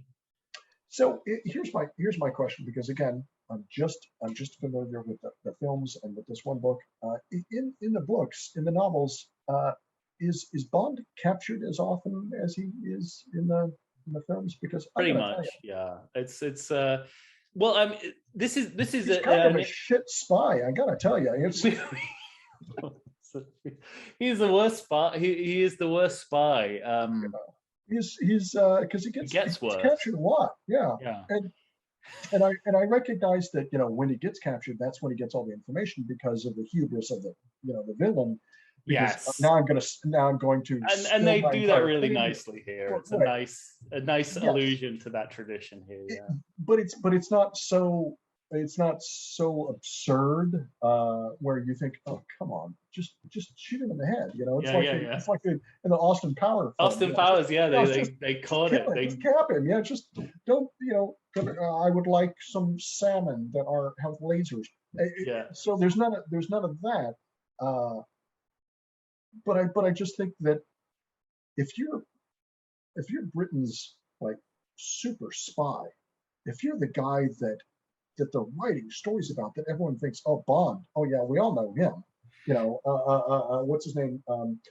Gordienko knows Bond. We all know who Bond is, right? Yeah, it's fascinating because it's a misconception that this isn't that in some ways that the Fleming novels are like John le Carré novels, and that he's a real spy, and that the movies created this idea that Bond was a sort of celebrity, who had to fake his own death to sort of stay out of the newspapers. Because as this book alludes to, when Bond dies in You Only Live Twice, the book You Only Live Twice, he gets an obituary in the Times. So So people know who he is, or you know, when he comes back from the dead. I'm spoiling 2 books now. You know, by that point, everyone knows who he is. So it's a strange, It's so that in the later Fleming books, we have a very weird thing which we've talked about here before, that they try and rejig the fictional world of Bond, so that Bond is real and that Ian Fleming is like his Dr. Watson, who is his friend writing his stories, the kind of Sherlock Holmes stories. They try and do that in the last few books. So by the time we get to Colonel Sun, Bond is a celebrity. That's not just in the movies, and I think that's fast. And I think probably Fleming was inspired by the movies as well, because those later books are concurrent with the movies. Which I got to tell you, as a super spy, you probably don't want people to know what you're doing. And the fact that no matter where he is, he checks into a hotel. What's your name? Oh, sure, I could use my cover, but no, I'm going to tell you my name. Come on. One of my favorite variations on that is in the movie of A View to a Kill, where they sort of do these half-ass pseudonyms. So when he checks into the jockey club, he's James St. John Smythe. Still James. Right. And then when he's in San Francisco, he's Jim Stock. So still James, sure. And Stocks instead of Bonds. Well, it doesn't take a genius to crack that code, does it? So even his code names are on the nose. Right. So not Jim Glue. Right. It's just. I'm gonna do after I'm done with Rex, I'm gonna write a super spy novel, and that's gonna be the character's name, Jim Glue. It's gonna be Jim Glue. Yeah, I think that works perfectly. Gets into lots of sticky situations. Very nice. Has to pull himself out of the field a lot. Yes. Yeah. There we go. His dad's name was Elmer. Yeah. Again, we're talking about the films, which is great. Never, this is a book club where you can talk about the films of the books as much as you want. That's what makes it the ideal book club. The no shame book club. But we already talked a little bit about how Kingsley Amis said he thought this was unfilmable. How do you feel about that? Because I don't know. I'll let you start things, because I'm in 2 minds. I can't imagine why it would be unfilmable. I can't imagine what is it that unfilmable now would be a little challenging, because again, you've got Snidely Whiplash, and you've got some pretty caricatures of the bad guys. But I other than that, you make a few alterations, you give them a little bit of depth, and I don't see. I can't imagine why this. It's not like it's too technical. It's not like it's all over the globe. It takes place on one island. You've got a really good point. Yeah. Right. So which would be a problem for the modern day Bond film, when you've got to have 3 or 4 different locations. But for a Bond film in the 60s, wouldn't be an issue. You Only Live Twice, which is the movie which is contemporaneous, was all in Japan. Yeah, I don't think you're absolutely right. We expect more globetrotting in the modern films. Yeah. But not there. I think that if the beginning of the film takes place in the UK, and at some point, if we have something happen prior to when he gets to Greece, okay, fine. I don't. I can't imagine why this is. I'm with you. I think that probably the author was like, I don't want to mess with all of that. So So, yeah. I think to me, as someone who's familiar with the book series, I think it's just more that he kind of Cox is he puts his nose in the air when it comes to the Bond film series a little bit. I think Kingsley Amis / Robert Markham is there's certain passages in this book that made me think that he's not that keen on the Bond films. Did he not like broccoli? Is that what it was? On the what, sorry? Did he not like broccoli or? No, I think to me he makes so many references to so many negative references to gadgets and how technology is, not all it's cracked up to be, and how it's the antithesis of espionage.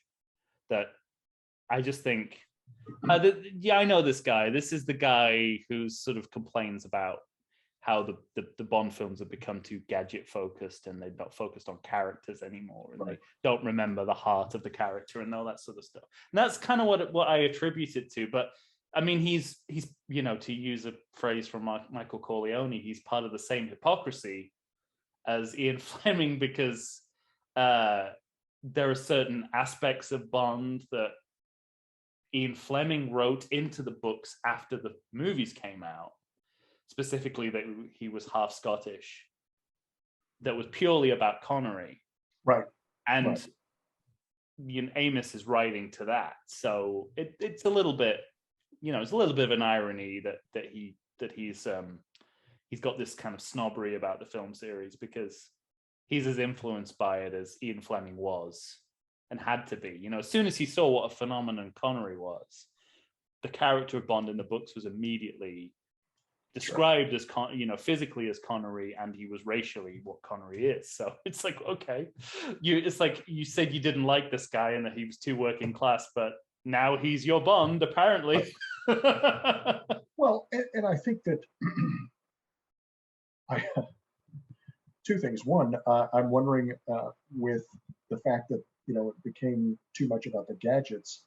This was again pre-Roger Moore, so I would imagine that he would just absolutely abhor all of that. But but I understand that if you've got somebody, you write a character and then someone portrays him and it becomes a thing. Well, now that character, to a certain extent, kind of has to adapt to that actor or to that portrayal, because then you really do. Again, you've got kind of a schism, and you can't have that for the popularity, but also you've got somebody who's really good. Connery was fantastic. And in '68 there was no other Bond. We were not even at Lazenby yet. There was no idea that there would ever be a Bond other than Connery. So, I mean, Fleming, I think, recognized that very early on. He made a lot of derogatory comments about Connery prior to it's a bit like Daniel Craig. It's the same sort of thing. It's like you can't have a blonde James Bond, and Ian Fleming said you can't have a James Bond who's a Scottish milkman, but that was his snobbery at play. But as soon as Dr. No was out, he was there, rewritten the character. He was Connery to a T, to a golf tee, and that's what's picked up here. And I think that's kind of, and he's playing golf, which is the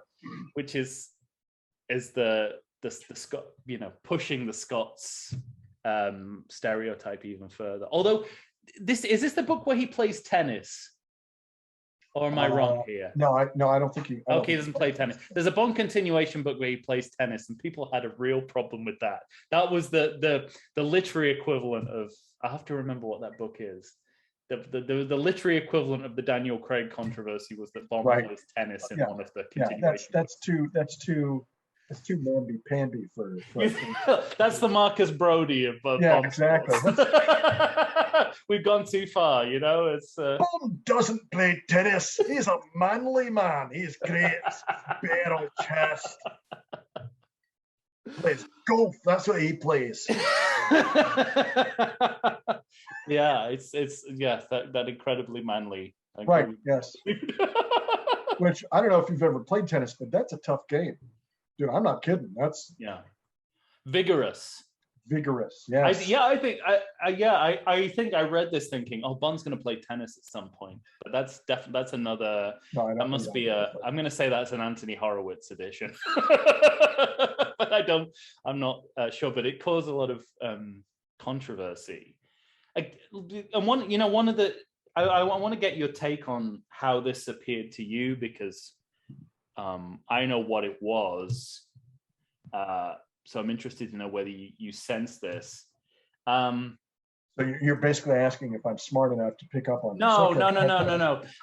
Because what I'm talking about is censorship.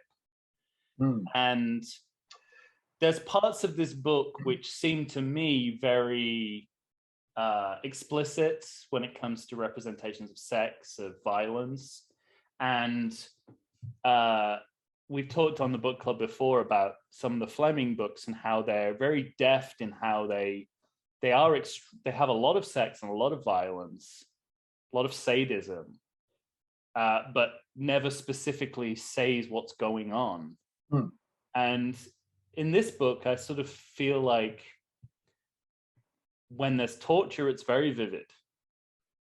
And I'm kind of interested in that. I mean, we're talking about a book written in 1953 versus 1968. That's a huge thing.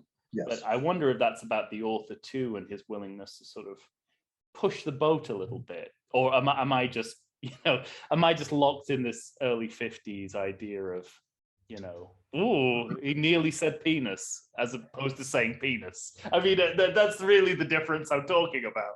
But did you read it and get a little hot under the collar? No, like not in the torture. I mean, like Rodney Dangerfield. Oh, respect. I love it. I was trying to do suave and I went to Rodney Dangerfield. I apologize. I'm an American. No. It's I set you up. I tell you, it's murder. I tell you. Take my wife, please. Even with a bow tie, I still look like Rodney Dangerfield. Right. That part of that may be a cultural thing, because again, I'm an American, and so you think about it, it is different culturally, where it is here in the U.S. if there's not, by the third chapter, if someone's not, then it's not worth reading. So sorry, you froze that. What was that? No, I didn't freeze. I edited myself because I didn't want to say the. Yeah, so this is what I was going to say. This is what Casino Royale is like. So I told this anecdote in a previous book club, but I'll paraphrase it again. That when I first read Casino Royale, I didn't know that he got that he was tortured gently. Sure. Because it never specifically says it. It's right. all implication. So when I saw the movie, I was like, wow, they really, I don't remember this. And then I went back to the book and it's like, oh, reading between the lines, that's kind of what happened. But here I feel like I'm going to push this needle in your head. And, it's that sort of, but maybe that's just violence and not sex. I'm not sure. Maybe I'm too tied up in it to get it. Because in this book, again, it could be that I'm just dense. It could be that I'm an American and I need things spelled out for me, or that's what I'm accustomed to. But like the female helpers, initially I thought, oh, they're just female helpers. And then it was, 2/3 of the way into the book, right? Oh, right. Oh, okay, I get it. They're helpers. Okay, yeah. All right. So I think that we are, at least in this country, we are kind of desensitized to a lot of stuff. Interesting. Because we see it all the time. Daytime soap operas are having stuff going on where you're like, wow, that's a very good point. That's not something that I would expect to see in the middle of the day. So I think that there's kind of a cultural thing. There's also a time difference thing, because again, we're talking about 68 versus 2021, where it's like, what he wrote was fairly tame by today's standards, but the torture aspect of it really was. There were points where I was like, ooh, ouch. that's I can Yeah. feel that. So whereas Which is interesting because Fleming has that reputation, but I don't think he ever went as far as Amis does here. which makes sense because again we're looking at a different time period, and also when you I'm gonna refer back to Rex and a shameless plug. I try not to get it's too not graphic. shameless. I was going to ask you something similar. Well, because I try not to get too graphic, and there was one there's one scene where it was necessary because I wanted the audience to feel very uncomfortable.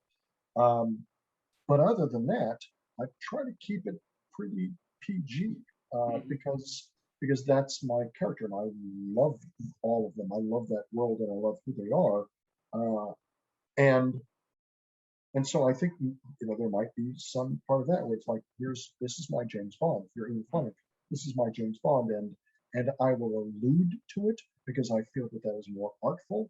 But if I come out and say it, it's a little beneath James Bond. Do you know what I mean? Because you've got I agree. Yeah, I think it's that again. It's all relative. It's that kind of relative. If you're used to the sort of it's graphic by implication, which is all of Casino Royale. And a lot of the James Bond books, when you see the word penis in here, you go, oh God. But that, you can say the word penis at 5 p.m., in the middle of the day on a talk show on CBS. It's like, so yeah, you're right. It's all relative. It's very cultural, and it's kind of the time. But I'm also thinking, as soon as you sort of talked about what you're used to, I imagine as well what you were drawing from when you're writing Rex Riveter has a lot of violence and sadism in the content too. It's there's a do you know the movie Rafifi? It's kind of a French noir heist movie. Jules Dassin. It's one of the great heist movies, and it was hugely influenced by American film noir. But there's just these random scenes of whipping women in it, and you watch it now and you go, this could be like the greatest movie ever if it weren't for all the whipping of women in the middle of it. And I saw, and whenever Jules Dassin was kind of criticized for that, he sort of said, well, that's what what's what all these American books are, typical French, that's what all these American books are like. And I've read some Chandler and I've read some Hammett and Ross MacDonald and stuff like that. And there's just kind of flavors of it. But I think it is artful. It is more artfully done. I guess the cheaper stuff is a bit more schlocky. But that world has that world of Pulp Fiction has that reputation of kind of, I guess, of exploitation literature. I suppose the people you're drawing from don't have any of that. Well, and I think that's and this could just be my own hopeful ego. I think that some of it, in my mind, depends on how capable you are of giving the impression without coming out and beating someone over the head with it. What I mean? Yes, this guy's this particular individual, they're a bad person, and you can tell because of these three things, and you can draw from that, as opposed to I'm gonna show you just how bad this person is, and I'm gonna not just spell it out for you. I'm gonna make you sit through it, and it's incredibly uncomfortable. So. It's fascinating, and that's. I mean, and I hope. If you haven't seen Rafifi, I would say I just made a note that I need to watch that. You need to watch. I mean, it's you are gonna go for it big time.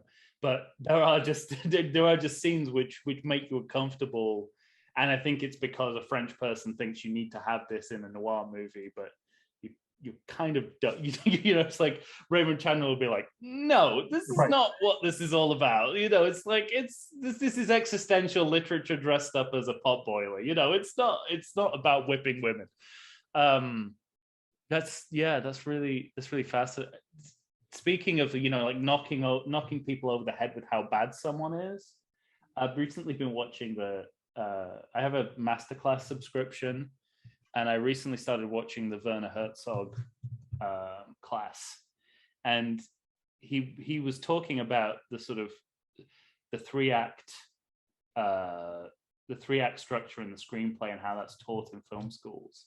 And he said, well, look at Aguirre. Aguirre is bad, and at the end, he's worse. And I thought that's like the single best argument I've ever heard for why the three-act structure doesn't work.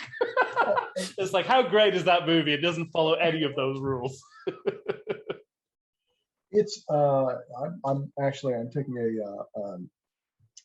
a class right now with an instructor out of UCLA, and because I'm capable of writing audio drama, which is kind of challenging in that everything is, there's no visual aspect to it at all. Yeah.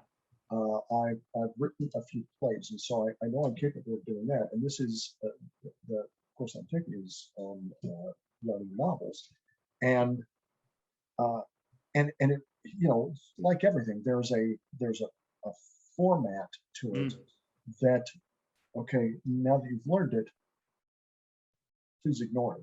Yeah. Because after a while, the 3-act or the 5-act or whatever the format is, it's great if you're going to write a kind of a cookie cutter story, but there's, yes, the hero's journey follows a specific formula, and it's fantastic.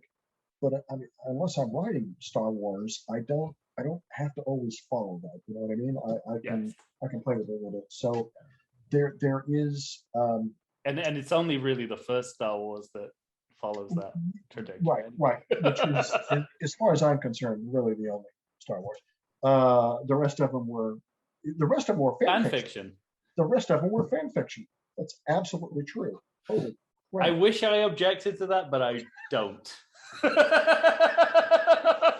Some of them were great stories that just it was one of those things, like, if it just happened to take place in the same universe, okay, that's fine. We don't need to include those characters. Let's tell something else. It's kind of, I mean, again, to use a segue that you'll no doubt point out. It's what they say about Casino Royale. It's sort of like, what would the world have been like if this was the last we saw of Bond, and you read the book and you think, yeah, it's all there. It's everything we need. Yeah. It's nothing against the 13, 14 books that came next and all the continuation literature and all the films, but they sort of did it all in one book. He really, he said, I wanted to write the thriller that ends all thrillers, and he kind of did. Yeah, it's I was talking to someone the other day about writing and a specific story for Rex, and it's like, so this is your Chinatown. Yes, yes, that's what I would like. That is as far as I'm concerned, that's kind of that's the be all end all. And so with Casino Royale, you don't need to do anything more. This contains everything that you need. And you're right, it is a great place to end, except for no one wants it to. No one wants to see the end. Now that makes me want to put my Everything Sequel podcast hat on and ask how you feel about the two Jakes after that statement. It was I'm of two minds, because I want to know what happens. I want to know. I want to live in that world for longer, because it's so good. I want to live in that world, but revisiting it kind of cheapens it a little bit in a lot of ways, I think. I agree. My opinion does not necessarily. It's interesting. Like I said, when you do a film sequel podcast, you spend half your life going around going, everyone's got the wrong idea about sequels. They're so good. They're so imaginative. They're so creative. And then you think about a movie like to Two Jakes and you go, boy, sequels really suck. Yeah. And it's both, and it's like every day is different, and I think that's just how it is. And I think that is a testament to how good the original material is, that you want to spend more time with them because they made you feel something, and you want to recapture that, and that's the issue. Like, so it's funny. I was talking to someone, I think on Facebook the other day, about they posted a picture of people standing in line at a movie theater, like, this is what your grandparents looked like, when they were waiting for Star Wars. I'm like, grandparents, fuck off. That was me. Yeah, but the original film, when you went in and you sat in the audience, and it was unlike anything that you'd ever experienced. And so you want to go back. I would pay almost anything to go back and not know anything about the movie and experience it again for the first time. Yeah. It's possible. I mean, it's possible to do that a little bit by proxy. I remember when I went to see Casino Royale in the movie theaters with people much younger than I who knew nothing about the Bond films, and I was kind of filtering it through their reaction of James Bond is my granddad's thing. Right. But what I'm seeing, you can see this all going on in their faces. They're just like, James Bond is my granddad's thing. It's this old guy who thinks he's a spy. He's got dementia or something. But they're looking at Daniel Craig throwing a gun at someone on the top of a crane, and they're like, well, this is, this has got nothing to do with that. This is my, this is my action hero. So it's kind of it's difficult because you have to sort of, you have to watch the people who are watching the movies. You can't do it yourself because you're cynically going, well, that's like Convita a Kill, and that's like this, and it's just like, oh, kill me. Just kill me. Can I just enjoy this as a movie? Right. This guy next to me is clearly doing for the first time. I want to have a new experience that blows my mind like that, and that's what and Hollywood is, bless their hearts. They're I think part of their issue is they want to recapture some of that, is the feeling that people had when they saw the original. Yeah. But man, short of maybe a handful of films, Wrath of Khan, the second Spider-Man movie, it's difficult to recapture the awe and the feeling of the original, because I've seen it. We're just putting them in a new place. That's all. Yeah. So. Yeah, no, I mean that's something we run up against on both the podcasts I do. Just lumbered myself with this existential problem on anything. Here's something I wanted to throw at you. Is the real villain in this novel bureaucracy?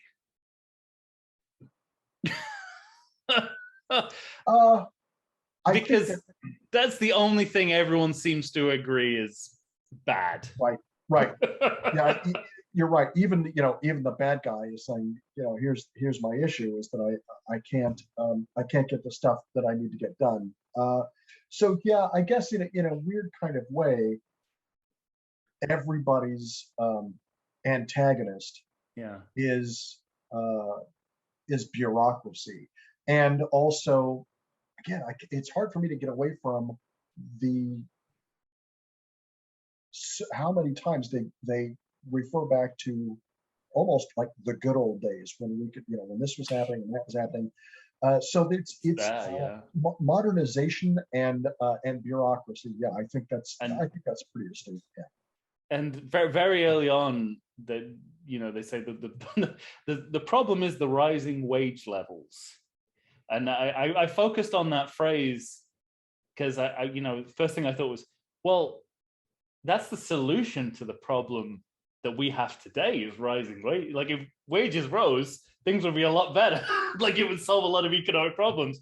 But this is sort of it's like the beginning of the end of it. Well, why? Why are rising wage levels a problem?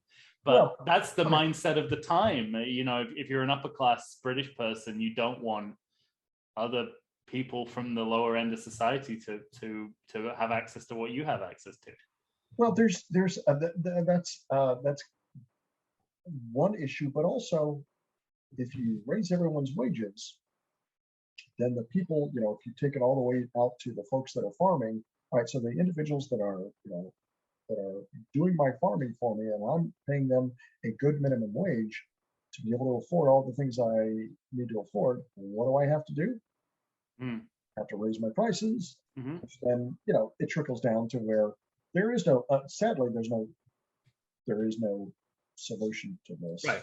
Yeah. In my opinion, what do I know? I'm not a No. I totally get where you're coming from.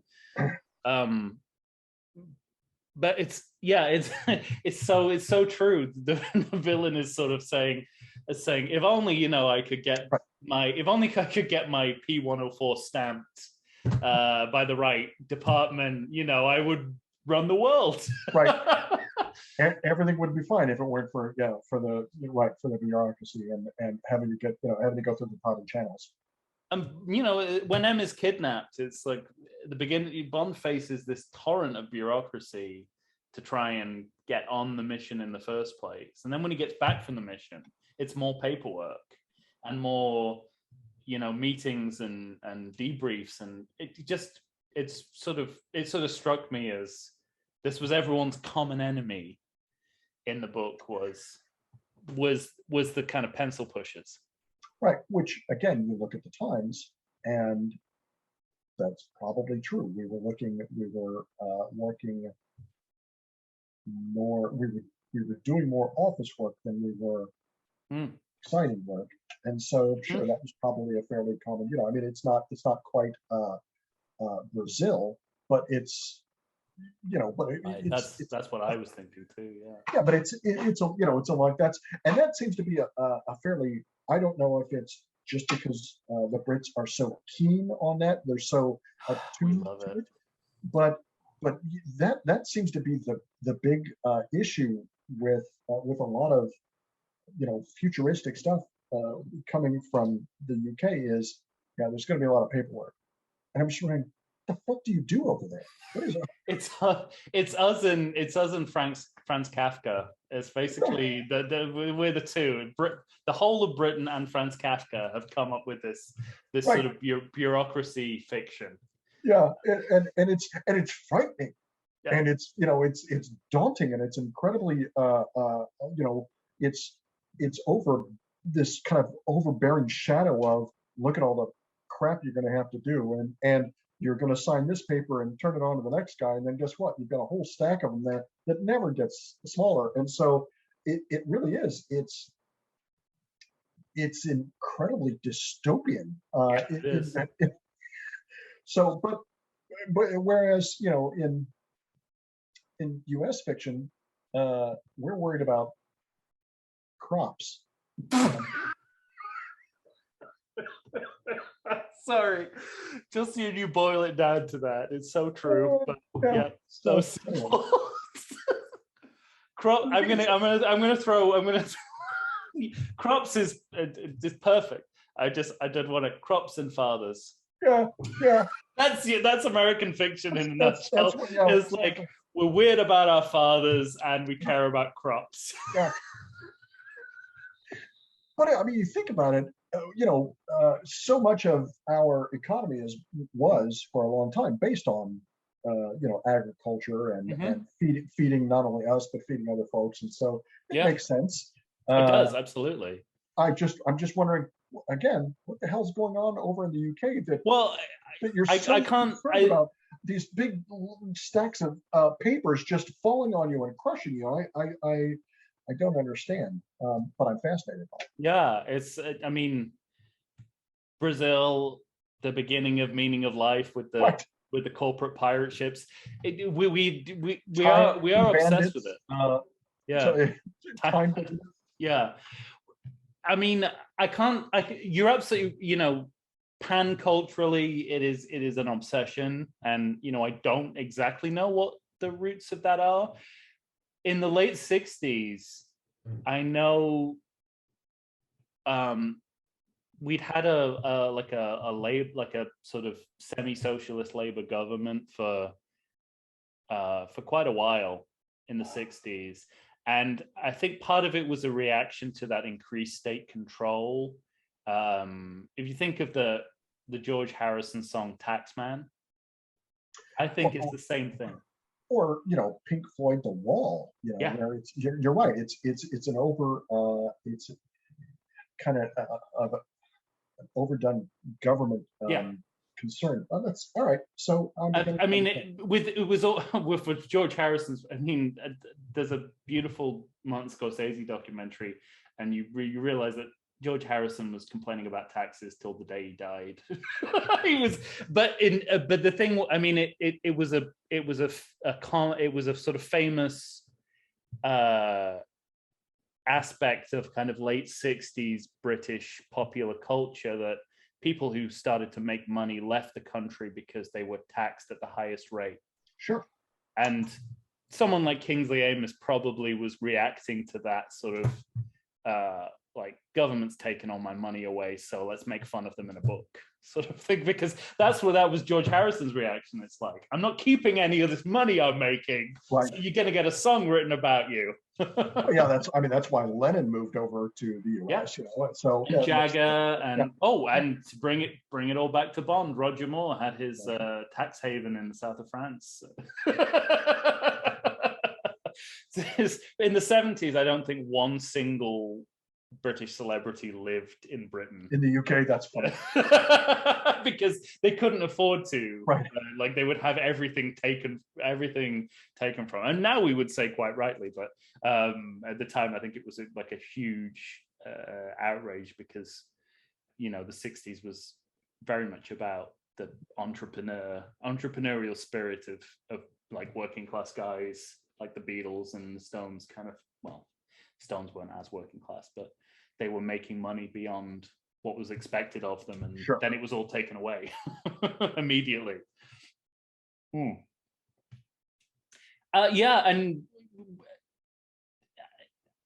I'm very interested in sort of how this story plays out in a way where it sort of feels like the Berlin Wall is falling down because of what happens in the course of this novel. You know, the final section of the book is about Bond meeting with a man from Moscow and being offered the Medal of Peace, and it's a message of detente, but it's sort of it feels like it would either happen here or in 1989, and nowhere in between would we have this story. Yeah, it's again, you think about the time, and that was probably the greatest hope that people had, was that this was going to come to an end. And so it's almost, you know, we've blown up the Death Star, and now we're going to get awards, and the princess is going to, you know, hang something on everybody except for the rookies. So we're good to go. That's got to be incredibly hopeful. Yeah. I mean, it's interesting. Like, you know, there's no blow up the Death Star moment. It really is just like, you managed to not kill some Soviets. Well, you know, here's the Medal of Peace. You managed to sort of cooperate. You managed to work with them for a little while. You didn't kill any of them, and you had the chance, but you didn't. So here's a Medal of Peace. Right, which is essentially the same as blowing up the Death Star at the time, I think. Okay, that's a pretty big achievement. Yeah, no, they kill each other. Yeah, it's amazing. It's absolutely amazing to me how that plays out in the, you know, the sort of the kind of edging of Bond towards, am I going to work with a communist? I guess so. You know, it's like, I like this woman. She's skeptical about communism too, so it might be all right to work with her. And but by the end of the novel, he's a kind of Russian folk hero, Rocky IV style. And it's like, where did that come from in this story? Yeah, I mean, I don't know if people in 1968 were like, James Bond's a communist now, or like I mean, it would be today if that character right. made that move, it would be like conservatives would be all over it. But right, he's clearly crossed the line here. hmm. But I think I've got to imagine that at the time people were still living in so much fear. They weren't building bomb shelters anymore, but they were still living in fear, and just the fact that these two polar opposites were able to work together and not destroy each other has got to be an incredibly like uplifting sort of message that, hey, look, maybe everything's going to be all right at some point in the future, which we can't really see right now. So it's a testament, I think, to where history had moved to by the end of the Fleming Bond books versus the beginning. Because in order to account for political reality, if you were setting it in the modern day, in the present day, you had to account for the fact that the Russians weren't the bad guys anymore. Right. And this book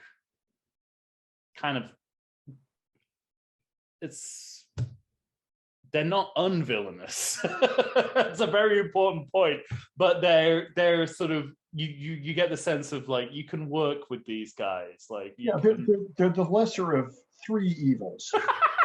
Yeah, they are. That's true. It's like, all right, well, sure. There's these guys, which are typically my villain, but man, that guy's bad, and that guy's really bad. So, all right, well, I'll work with you because we have the enemy, my enemy, that sort of thing. So, yeah, it really that's kind of funny. It's an interesting way to look at it. They're just kind of they're the lesser of three evils. So I think that's perfect. That's exactly how it's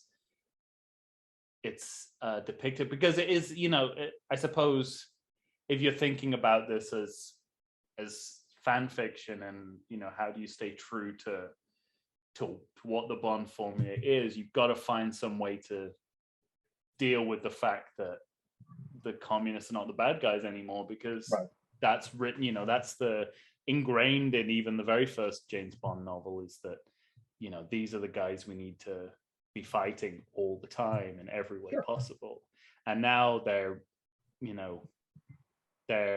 we see the world from their perspective several times in this novel, which is just a huge deal. And it just kind of amazes me that we come so far so quickly. Over you're right, over a fairly short period of time, really. And that's just kind of the changing dynamics of the world, which leads us back to kind of the point that we made it in the beginning of this, which was you've got to, for the character to remain relevant, you've got to stay in tune with what's going on in the world. So yeah, it's interesting in that respect that we kind of change allegiance. I guess we have to demonize someone else in order to do it, and that's the downside. There's got to be a bad guy. Yeah. And so we've got to. And you're right. If we are trying to make some sort of connections, or some sort of, if we're trying to lessen the demonizing of Russia and the USSR, then we've got to find somebody else. And how convenient that, as there always will be, someone will raise their head, and I'll be the bad guy. So yeah. Well, right, and maybe that's the rationale between throwing in a Nazi in there as sort of like. Remember, I mean, we've because they do refer to the fact that during the war, communists fought with the West to defeat the Nazis, and Listas is kind of the sort of reminder of that, that sort of and at least within Greece, a lot of people came to communism in Greece through the resistance, and there's a sense of that they were caught up in the ideology, but their idea was just to liberate their own, was just nationalism, was just about liberating their own country. And I mean, these are really interesting sort of nuanced things. I want to suggest something to you and see how you feel about this. Sure. Is there a world in which James Bond is not just the hero of this book, but he is also the villain? Sounds stupid. No. But I have a passage that I just want to read to you, and it's very compelling. I'm absolutely open to the idea, because I'm always fascinated by the concept that the good guy is not necessarily a good guy. So please. So this is Arensky, one of the Soviets. The key to this whole affair is the character of the man Bond. I know him well by repute. He has conducted terrorist activities in Turkey, France, and the Caribbean. Quite recently, he committed 2 assassinations in Japan for motives of pure personal revenge. He is a dangerous international criminal. He has very cleverly involved you in his schemes with tales of kidnapping and, I'm sorry I have to say this, wicked Chinaman, the very thing to appeal to your romantic nature. Who his opponents really are is scarcely worth conjecturing about. Some rival gangster group, probably American, our concern lies elsewhere. Apart from the Chinaman bit, it's hard to refute any of that. No. Well, and that's another thing that I had kind of forgotten about, was how often someone is referred to as a gangster yes. in this book. Bond is referred to as a gangster, I think, a couple of times, and if I'm not mistaken, Litzis, which is sort of also a father figure, refers to a couple of people as gangsters, and I just think, see, my idea of gangster is different, because I'm accustomed to The Godfather and that sort of thing, whereas their idea of a gangster has got to be something different. Well, so, it's interesting. You're right, and also it's gangster in the way you're thinking, and it's also they're referring to. I think they're referring very specifically to Spectre, and I guess no, not so much. There's like specifically Spectre, but Bond has quite a few run-ins with actual gangsters, mobsters, again and again. Diamonds Are Forever, Live and Let Die. Spy Who Loved Me.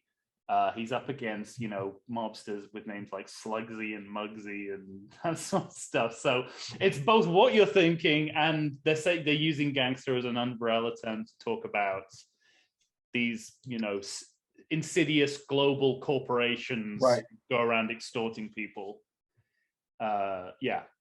Which again, from the opposing perspective, he absolutely is. He's tied up with all of this. He's working with the British government to destabilize, legitimate holdings and governments and stuff. And so it all depends on your perspective. So yeah, I like the idea that in somebody else's eyes, Bond is the bad guy. He's got to be the antagonist. I mean, it's a paragraph that really stood out to me, not just because how delicious it is, and it's all true, but just it's like, that's as close to Bond's resume as it gets. It's like, if you're coming in brand new as you are, it's like, that pretty much says it all about what he's done in the, and it's very, very precise about the last few books. It's like he went to Japan and, he went to kill Blofeld because he killed his wife. It's that simple. But it's just fascinating to me that we take the time to sort of lay out the opposite view in that kind of detail. That sort of I don't know, to me that speaks to good writing. We've kind of alluded to that before, but just it says, hang on, are you sure about this guy? Right. Here's your hero. Let's remember who are, and you know, it's the reason I don't have a huge, you know, I think it's a little bit like Luke Skywalker throwing the lightsaber over his shoulder and people go, oh God, you know, it's sort of like, you can't say that about Bond, or you can't sort of do that to Bond. But the reason why I like it is because it's totally true to what Fleming originally wrote. He never wanted his readers to like Bond. He wanted them to always be suspicious of him morally. And I love that is, you know, I love that is included in this book. It's like, here's your hero, you know, have fun. This is who you're, you know, this is who you've hitched your wagon to. It's this guy. He's done all of this, and this is no exaggeration. There's no hyperbole here. Right. This is exactly actually what he did. That's funny. So, yeah. I mean, so yeah, both a villain and a hero. And I mean, is there any of the other characters of the book that kind of jumped out to you? Well, we've talked about a few of them, but there's a lot of characters in this book. Yeah, it's weird because we spend a decent amount of time with you know, Colonel's son. We spend very little time with, you know, von Richter, which is fine because, again, we all know who he is. I think that there really are. You're right. There are a lot of people to pay attention to, but then we get to know them and then we're done. And we don't, you know, it's like, hey, this is who Gordienko is. Yeah. And now we're done with that. So yeah, it's kind of an interesting. There are parts of it that are a little unsatisfactory to me as a reader. I would like to know. What are those specifically? Just like I said, Kingsley Amis could be a very interesting woman. But she's not really allowed to be. He's almost the Sala of this particular story.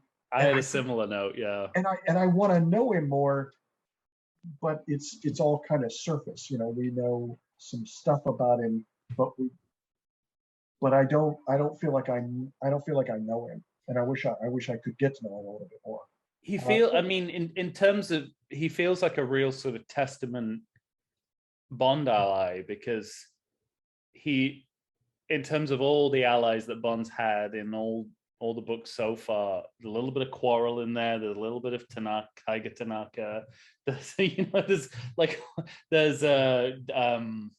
Darko Karim Bey in the movie From Russia with Love. It's like a little bit of all, you know, it's sort of like he's an all-purpose Bond ally, basically. Right. Yeah. And again, I maybe that's it. Maybe it's just there are, and I don't know if this is throughout all of the novels, but there just seem to be almost like a, you know, like a cutout of, okay, we're going to replace archetype, absolutely. Yeah, and it's unfortunate because I think that each one of these characters could be very rich, but they're really just kind of a part of the backdrop for the story, and I recognize that I'm probably just looking in the wrong genre for something like that. But I really would have liked to have known some of those characters a little bit better. But I think you get the sense that if Kingsley Amis was writing another book, he would flesh out those characters. And I feel the same way about the social commentary in the book, is that it's kind of incidental. It's just sort of throwaway comments here and there. But that if you're writing a different book, the whole book would be about how how dysfunctional the British police are, or the sort of thing. Yeah, I got the impression that it's entirely possible that he's capable of writing more. But you're right. Maybe it's just because these are the characters. This is the character that he's writing for. That it would almost be a betrayal of what's gone before to really flesh some of that out. So we're gonna make them as only as deep as we need to, I guess. Yeah, I agree. I think that's exactly. I think it pulls back whenever it feels too much like Kingsley Amis's prose. I have a feeling, without knowing, that he sort of consciously pulls back whenever it feels too much like it's just the author's viewpoint on what's going on, as opposed to sort of driving forward the story.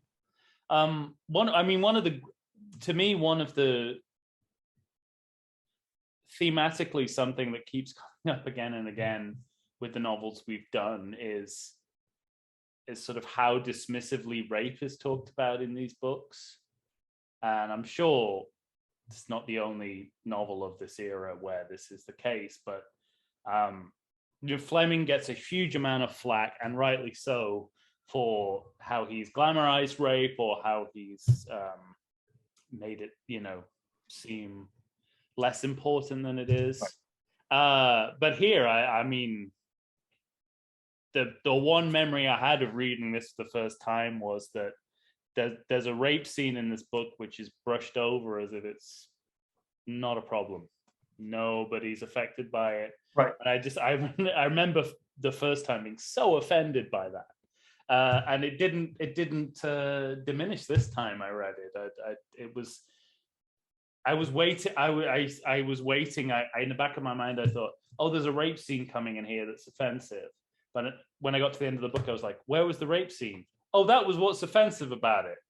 No one talks about it." And that's the thing, that we get, a very extensive torture chapter, which lays out, in a very educated way, what sadism is. Almost like Hellraiser level of discussion of sadism. And, there's a gang rape that happens in the middle of this, and it's just like, nah, it's fine. Right. We dealt, it's like, it's no big deal. I'm a woman. This is what happens. It's like, oh my God. Which in a strange way,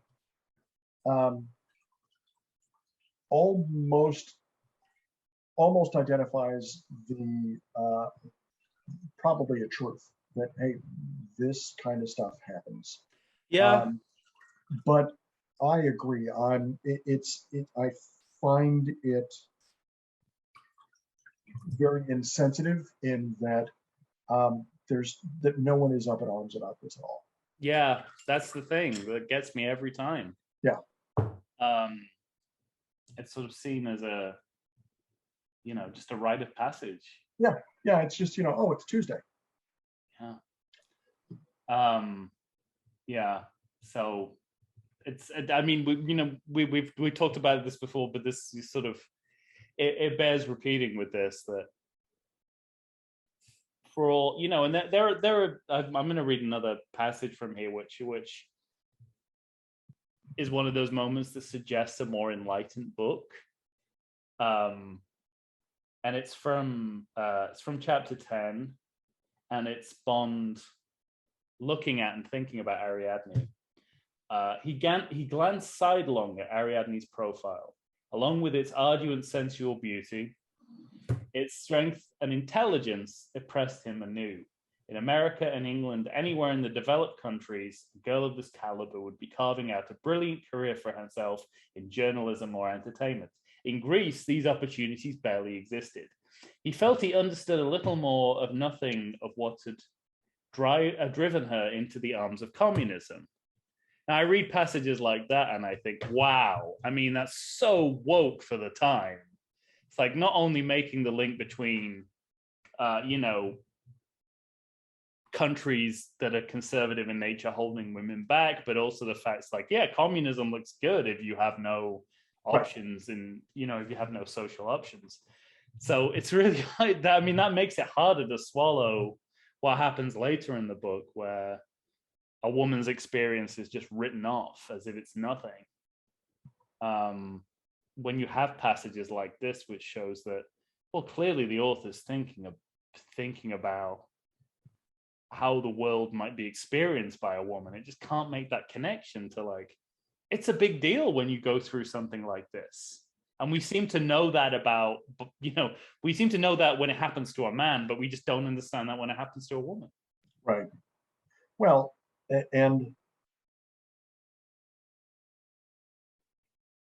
yeah, I'll be honest. I don't understand that. I don't understand how it's not an enormous deal at any time, no matter who you are. It's that part, I'm afraid, just doesn't make sense to me. Yeah, I agree. And that's maybe I should be a little more worldly about it, but I just feel like that is not, that particular behavior is inexcusable in any circumstance. And I'm going to get on my, I'm not going to get on my soapbox. I just know that I have a problem with it. Yeah. So I recognize that not everyone sees things the way I do, which is a damn shame, because if everyone was like me, the world would be such an amazing place. But I think we're making a whole series about a series of books that in various ways glamorize or endorse or whatever, rape. And that's kind of, why I make a huge thing about it every time I see it, because it's the bitter pill you have to swallow with every one of these books in some way or another. But it's a pill of a particular flavor that keeps cropping up again and again and again, and I never get used to the flavor. It's as shocking as it is the first time you read it in Casino Royale. Well, I think first of all, good for you for bringing it up, because it would be easy to gloss over and not touch on it because it's uncomfortable. Right. And I think that is part of the issue that we have been having in this country in the last couple of years, is we're trying to gloss over stuff that happened, but it's uncomfortable to talk about. Yeah. And so even though this is a work of fiction, it was a reality at the time, and obviously still is. And so you cannot talk about this, and you can't talk about Bond without talking about the how the inequality of the men's role versus the women's role, Yeah. and just how absolutely horrible, with looking at it through modern eyes, how horrible it is. So again, I'm glad that you're bringing it up. I'm glad that you're addressing it in each time you talk about these books, because otherwise we're not really doing justice to, hopefully, how far we have come since then. And I've always thought, and this is one of the things I'm absolutely willing to be contradicted and told to shut up about, but my overriding philosophy, and there definitely are exceptions here, is that confronting this is better than censoring it. It gets very difficult. It gets we've talked before on the book club about, there are books, not just in literature, but specifically talking about books and book series where there's just, that they're so horribly, virulently racist, your immediate desire is to never publish them again. But, the harder and more profitable thing to do is to put that out with an educational sort of bent on it.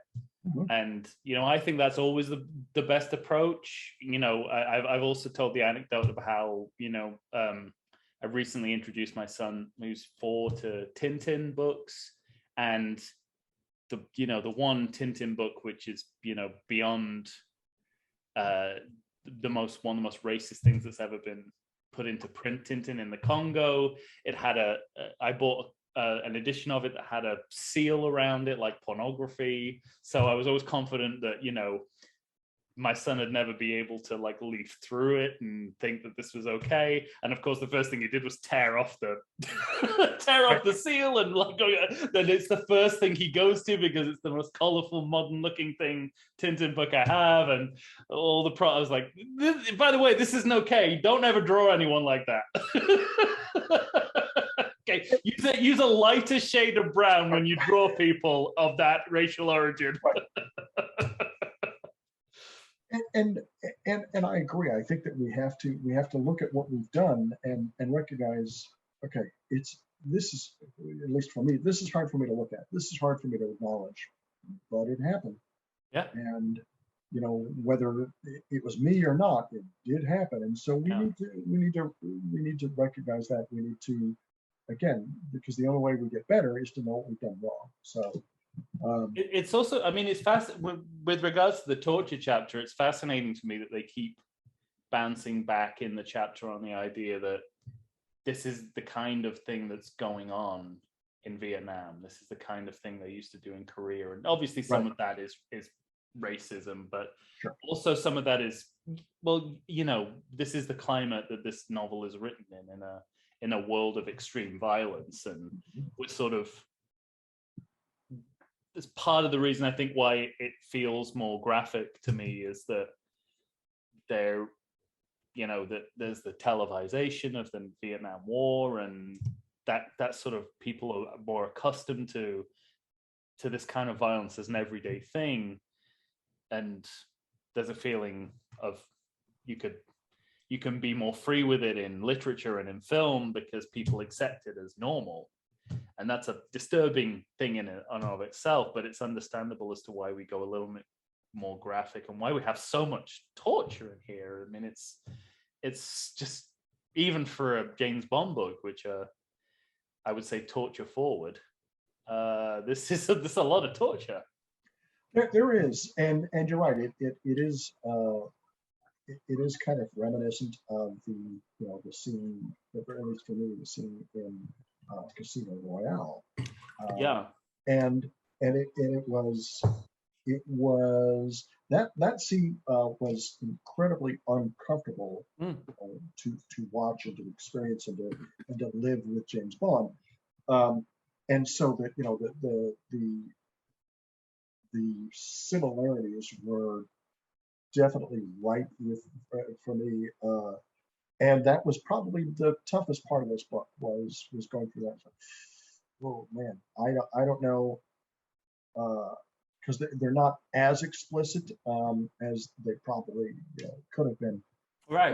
But it was still pretty explicit, and I don't know if it's sexist, but I don't know if it's a guy thing. It's like, hey, don't screw around down there. That's just leave that shit alone. That's not, don't mess around with my. There it is. Yeah, no, well, it definitely it's interesting, like the different ways in which you can read this stuff. And as a fan of the series, I'm, when his genitals are tortured, I'm like, hey, call back to Casino Royale.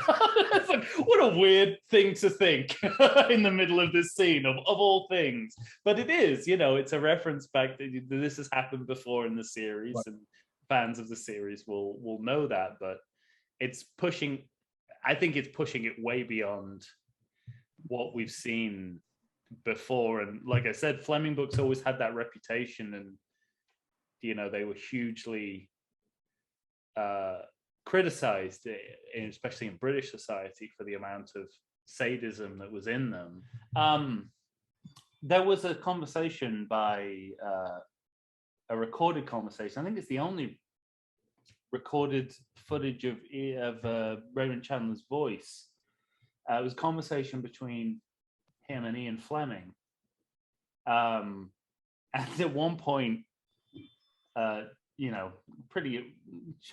was pretty ordinary. At one point, he just said to Fleming, "Why is there so much torture in your books?" and incredibly graceful, adoring. Fleming was Chandler was his literary idol. Without a beat, Ian Fleming said, "Well, it's easy.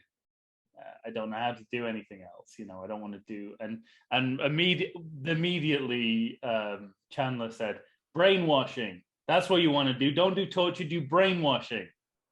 And of course, the next book that Fleming writes, Bond is brainwashed by the Russians, and it's you can see them side to side, and it's beautiful. And Fleming is, at least in that moment, graceful enough to sort of take the feedback and just go, "You know what? It is too much torture, but it's an easy fallback." But it's interesting that Amis is, double, tripling down on that. Right. Yeah. And I just find it fascinating. Well, that's really all I have in terms of the book. As always, we're just gonna go through adaptations of where Colonel Sun has appeared in the Bond film canon and beyond. It's fair to say that the alliance with Russians and Greeks in the book have been referenced in both The Spy Who Loved Me and For Your Eyes Only. And interestingly, the movie version of The Spy Who Loved Me, as we discussed on a previous episode, they adapted the title only. So they didn't use any of the book, just the title. So it makes sense to me that they were pulling material from this storyline, because they had literally nothing to go on in terms of adaptation. And yet the relationship between Bond and Ariadne in here is very similar to how the relationship between Bond and Triple X, the Russian agent in The Spy Who Loved Me. But also, the Bond movie that goes to Greece, For Your Eyes Only, is full of Bond, dealing with Greek smugglers and sailors, and seems very influential on that. And as that was based on a short story, it seems, the perfect that you would use material from this to pad out your movie, because you've only got a short story to go on. You mentioned that, Greg, that the torture scene in the book reminded you of Casino Royale, and I think even the torture scene in Spectre with Blofeld injecting needles into James Bond's head is specifically referencing the torture scene in Colonel Sun. But to me, the biggest pull that has ended up in the movies from here is Bond is offered the Russian Medal of Peace, which is what happens at the end of A View to a Kill. And that seems too much of a coincidence for me to be ignored. Yeah, you don't typically get two of those. In reality, I don't think it's ever happened that a Western that a Western secret agent has ever been. The fact that it's happened twice in the Bond canon suggests to me that by the end of Roger Moore's tenure, they were so desperate for material they would literally take anything from any book, whether it's Fleming or not. Well, Colonel Sun has set in the West, over the ocean, as indeed the character. You like that? As indeed, that was very nice. That was good. Yeah. Not before he recants everything he did. And I'm afraid, Greg, there's no Medal of Peace for you, but hopefully this membership card will smooth over the cracks there. I'm looking forward to that. Yeah. Unlike Bond, we do put our faith in the midget homing transmitter, and we hope. I don't know what I've always wondered what is the midget part of that? Is it the transmission? Is it the transmitter?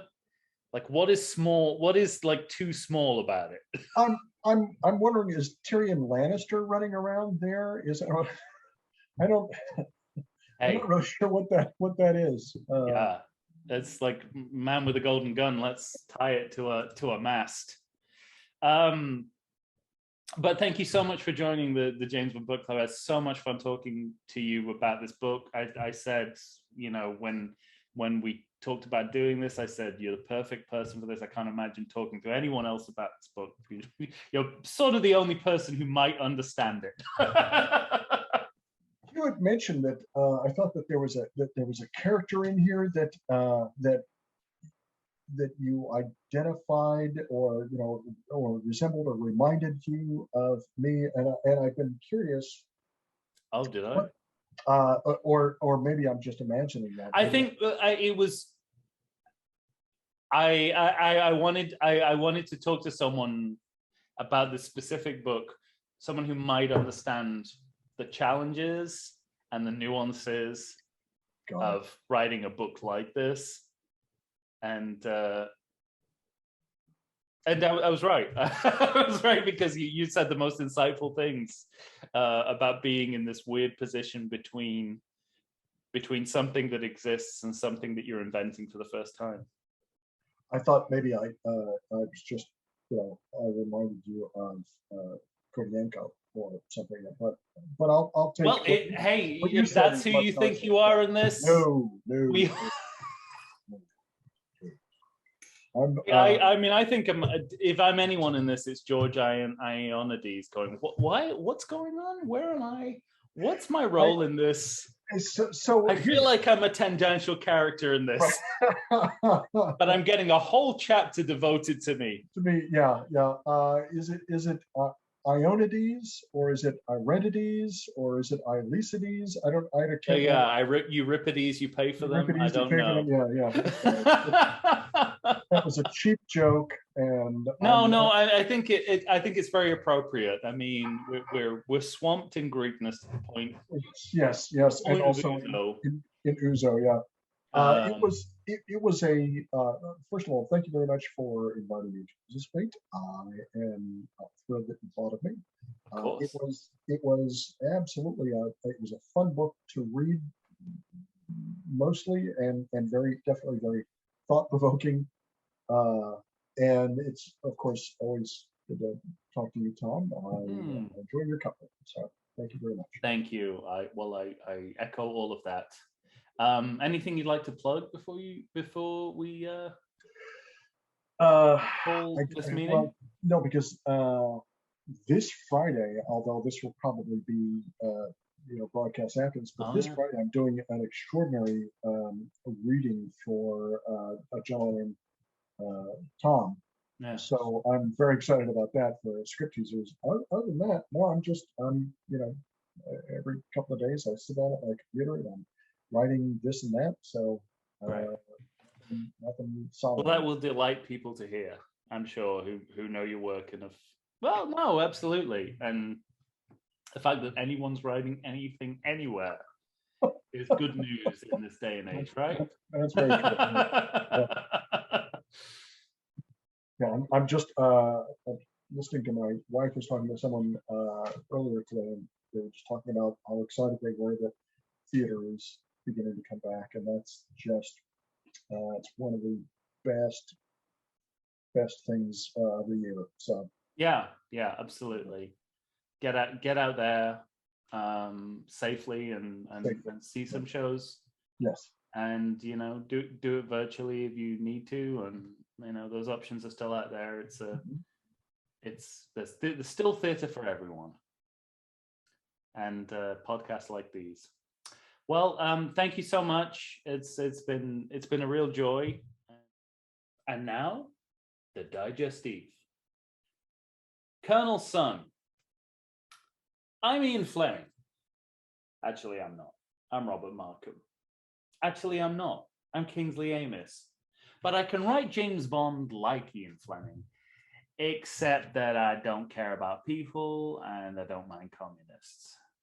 I'm not hugely keen on violence for violence sake, but I'm still pretty racist and sexist. I still skim over rape. I'm good with torture. More importantly, I know Bond like the back of his scarred hand. So much so I don't feel the need to feature him much. I'd rather narrate the story through the voices of several Greek locals. Yes, this novel is set in Greece, but the villain is Chinese, and his henchmen are Russian and German. There's plenty of your favorite characters from the series too. Hammonds, like couple that run M's house. They die pretty early on. M, of course, he's kidnapped on the first couple of pages. Bill Tanner, he plays golf on the first page. Bond's there the whole time, minus multiple meandering chapters featuring incidental characters. But in the end, Bond is around when other people save the day for him. Comment, subscribe, review on Twitter, YouTube, Facebook, and Instagram via Lonesome Whistle Productions. Tell us what you thought about Colonel Sun using the hashtag The James Bond Book Club on all platforms. The James Bond Book Club will return for a special Christmas-themed episode on December 15th, 2021. Oh, yeah.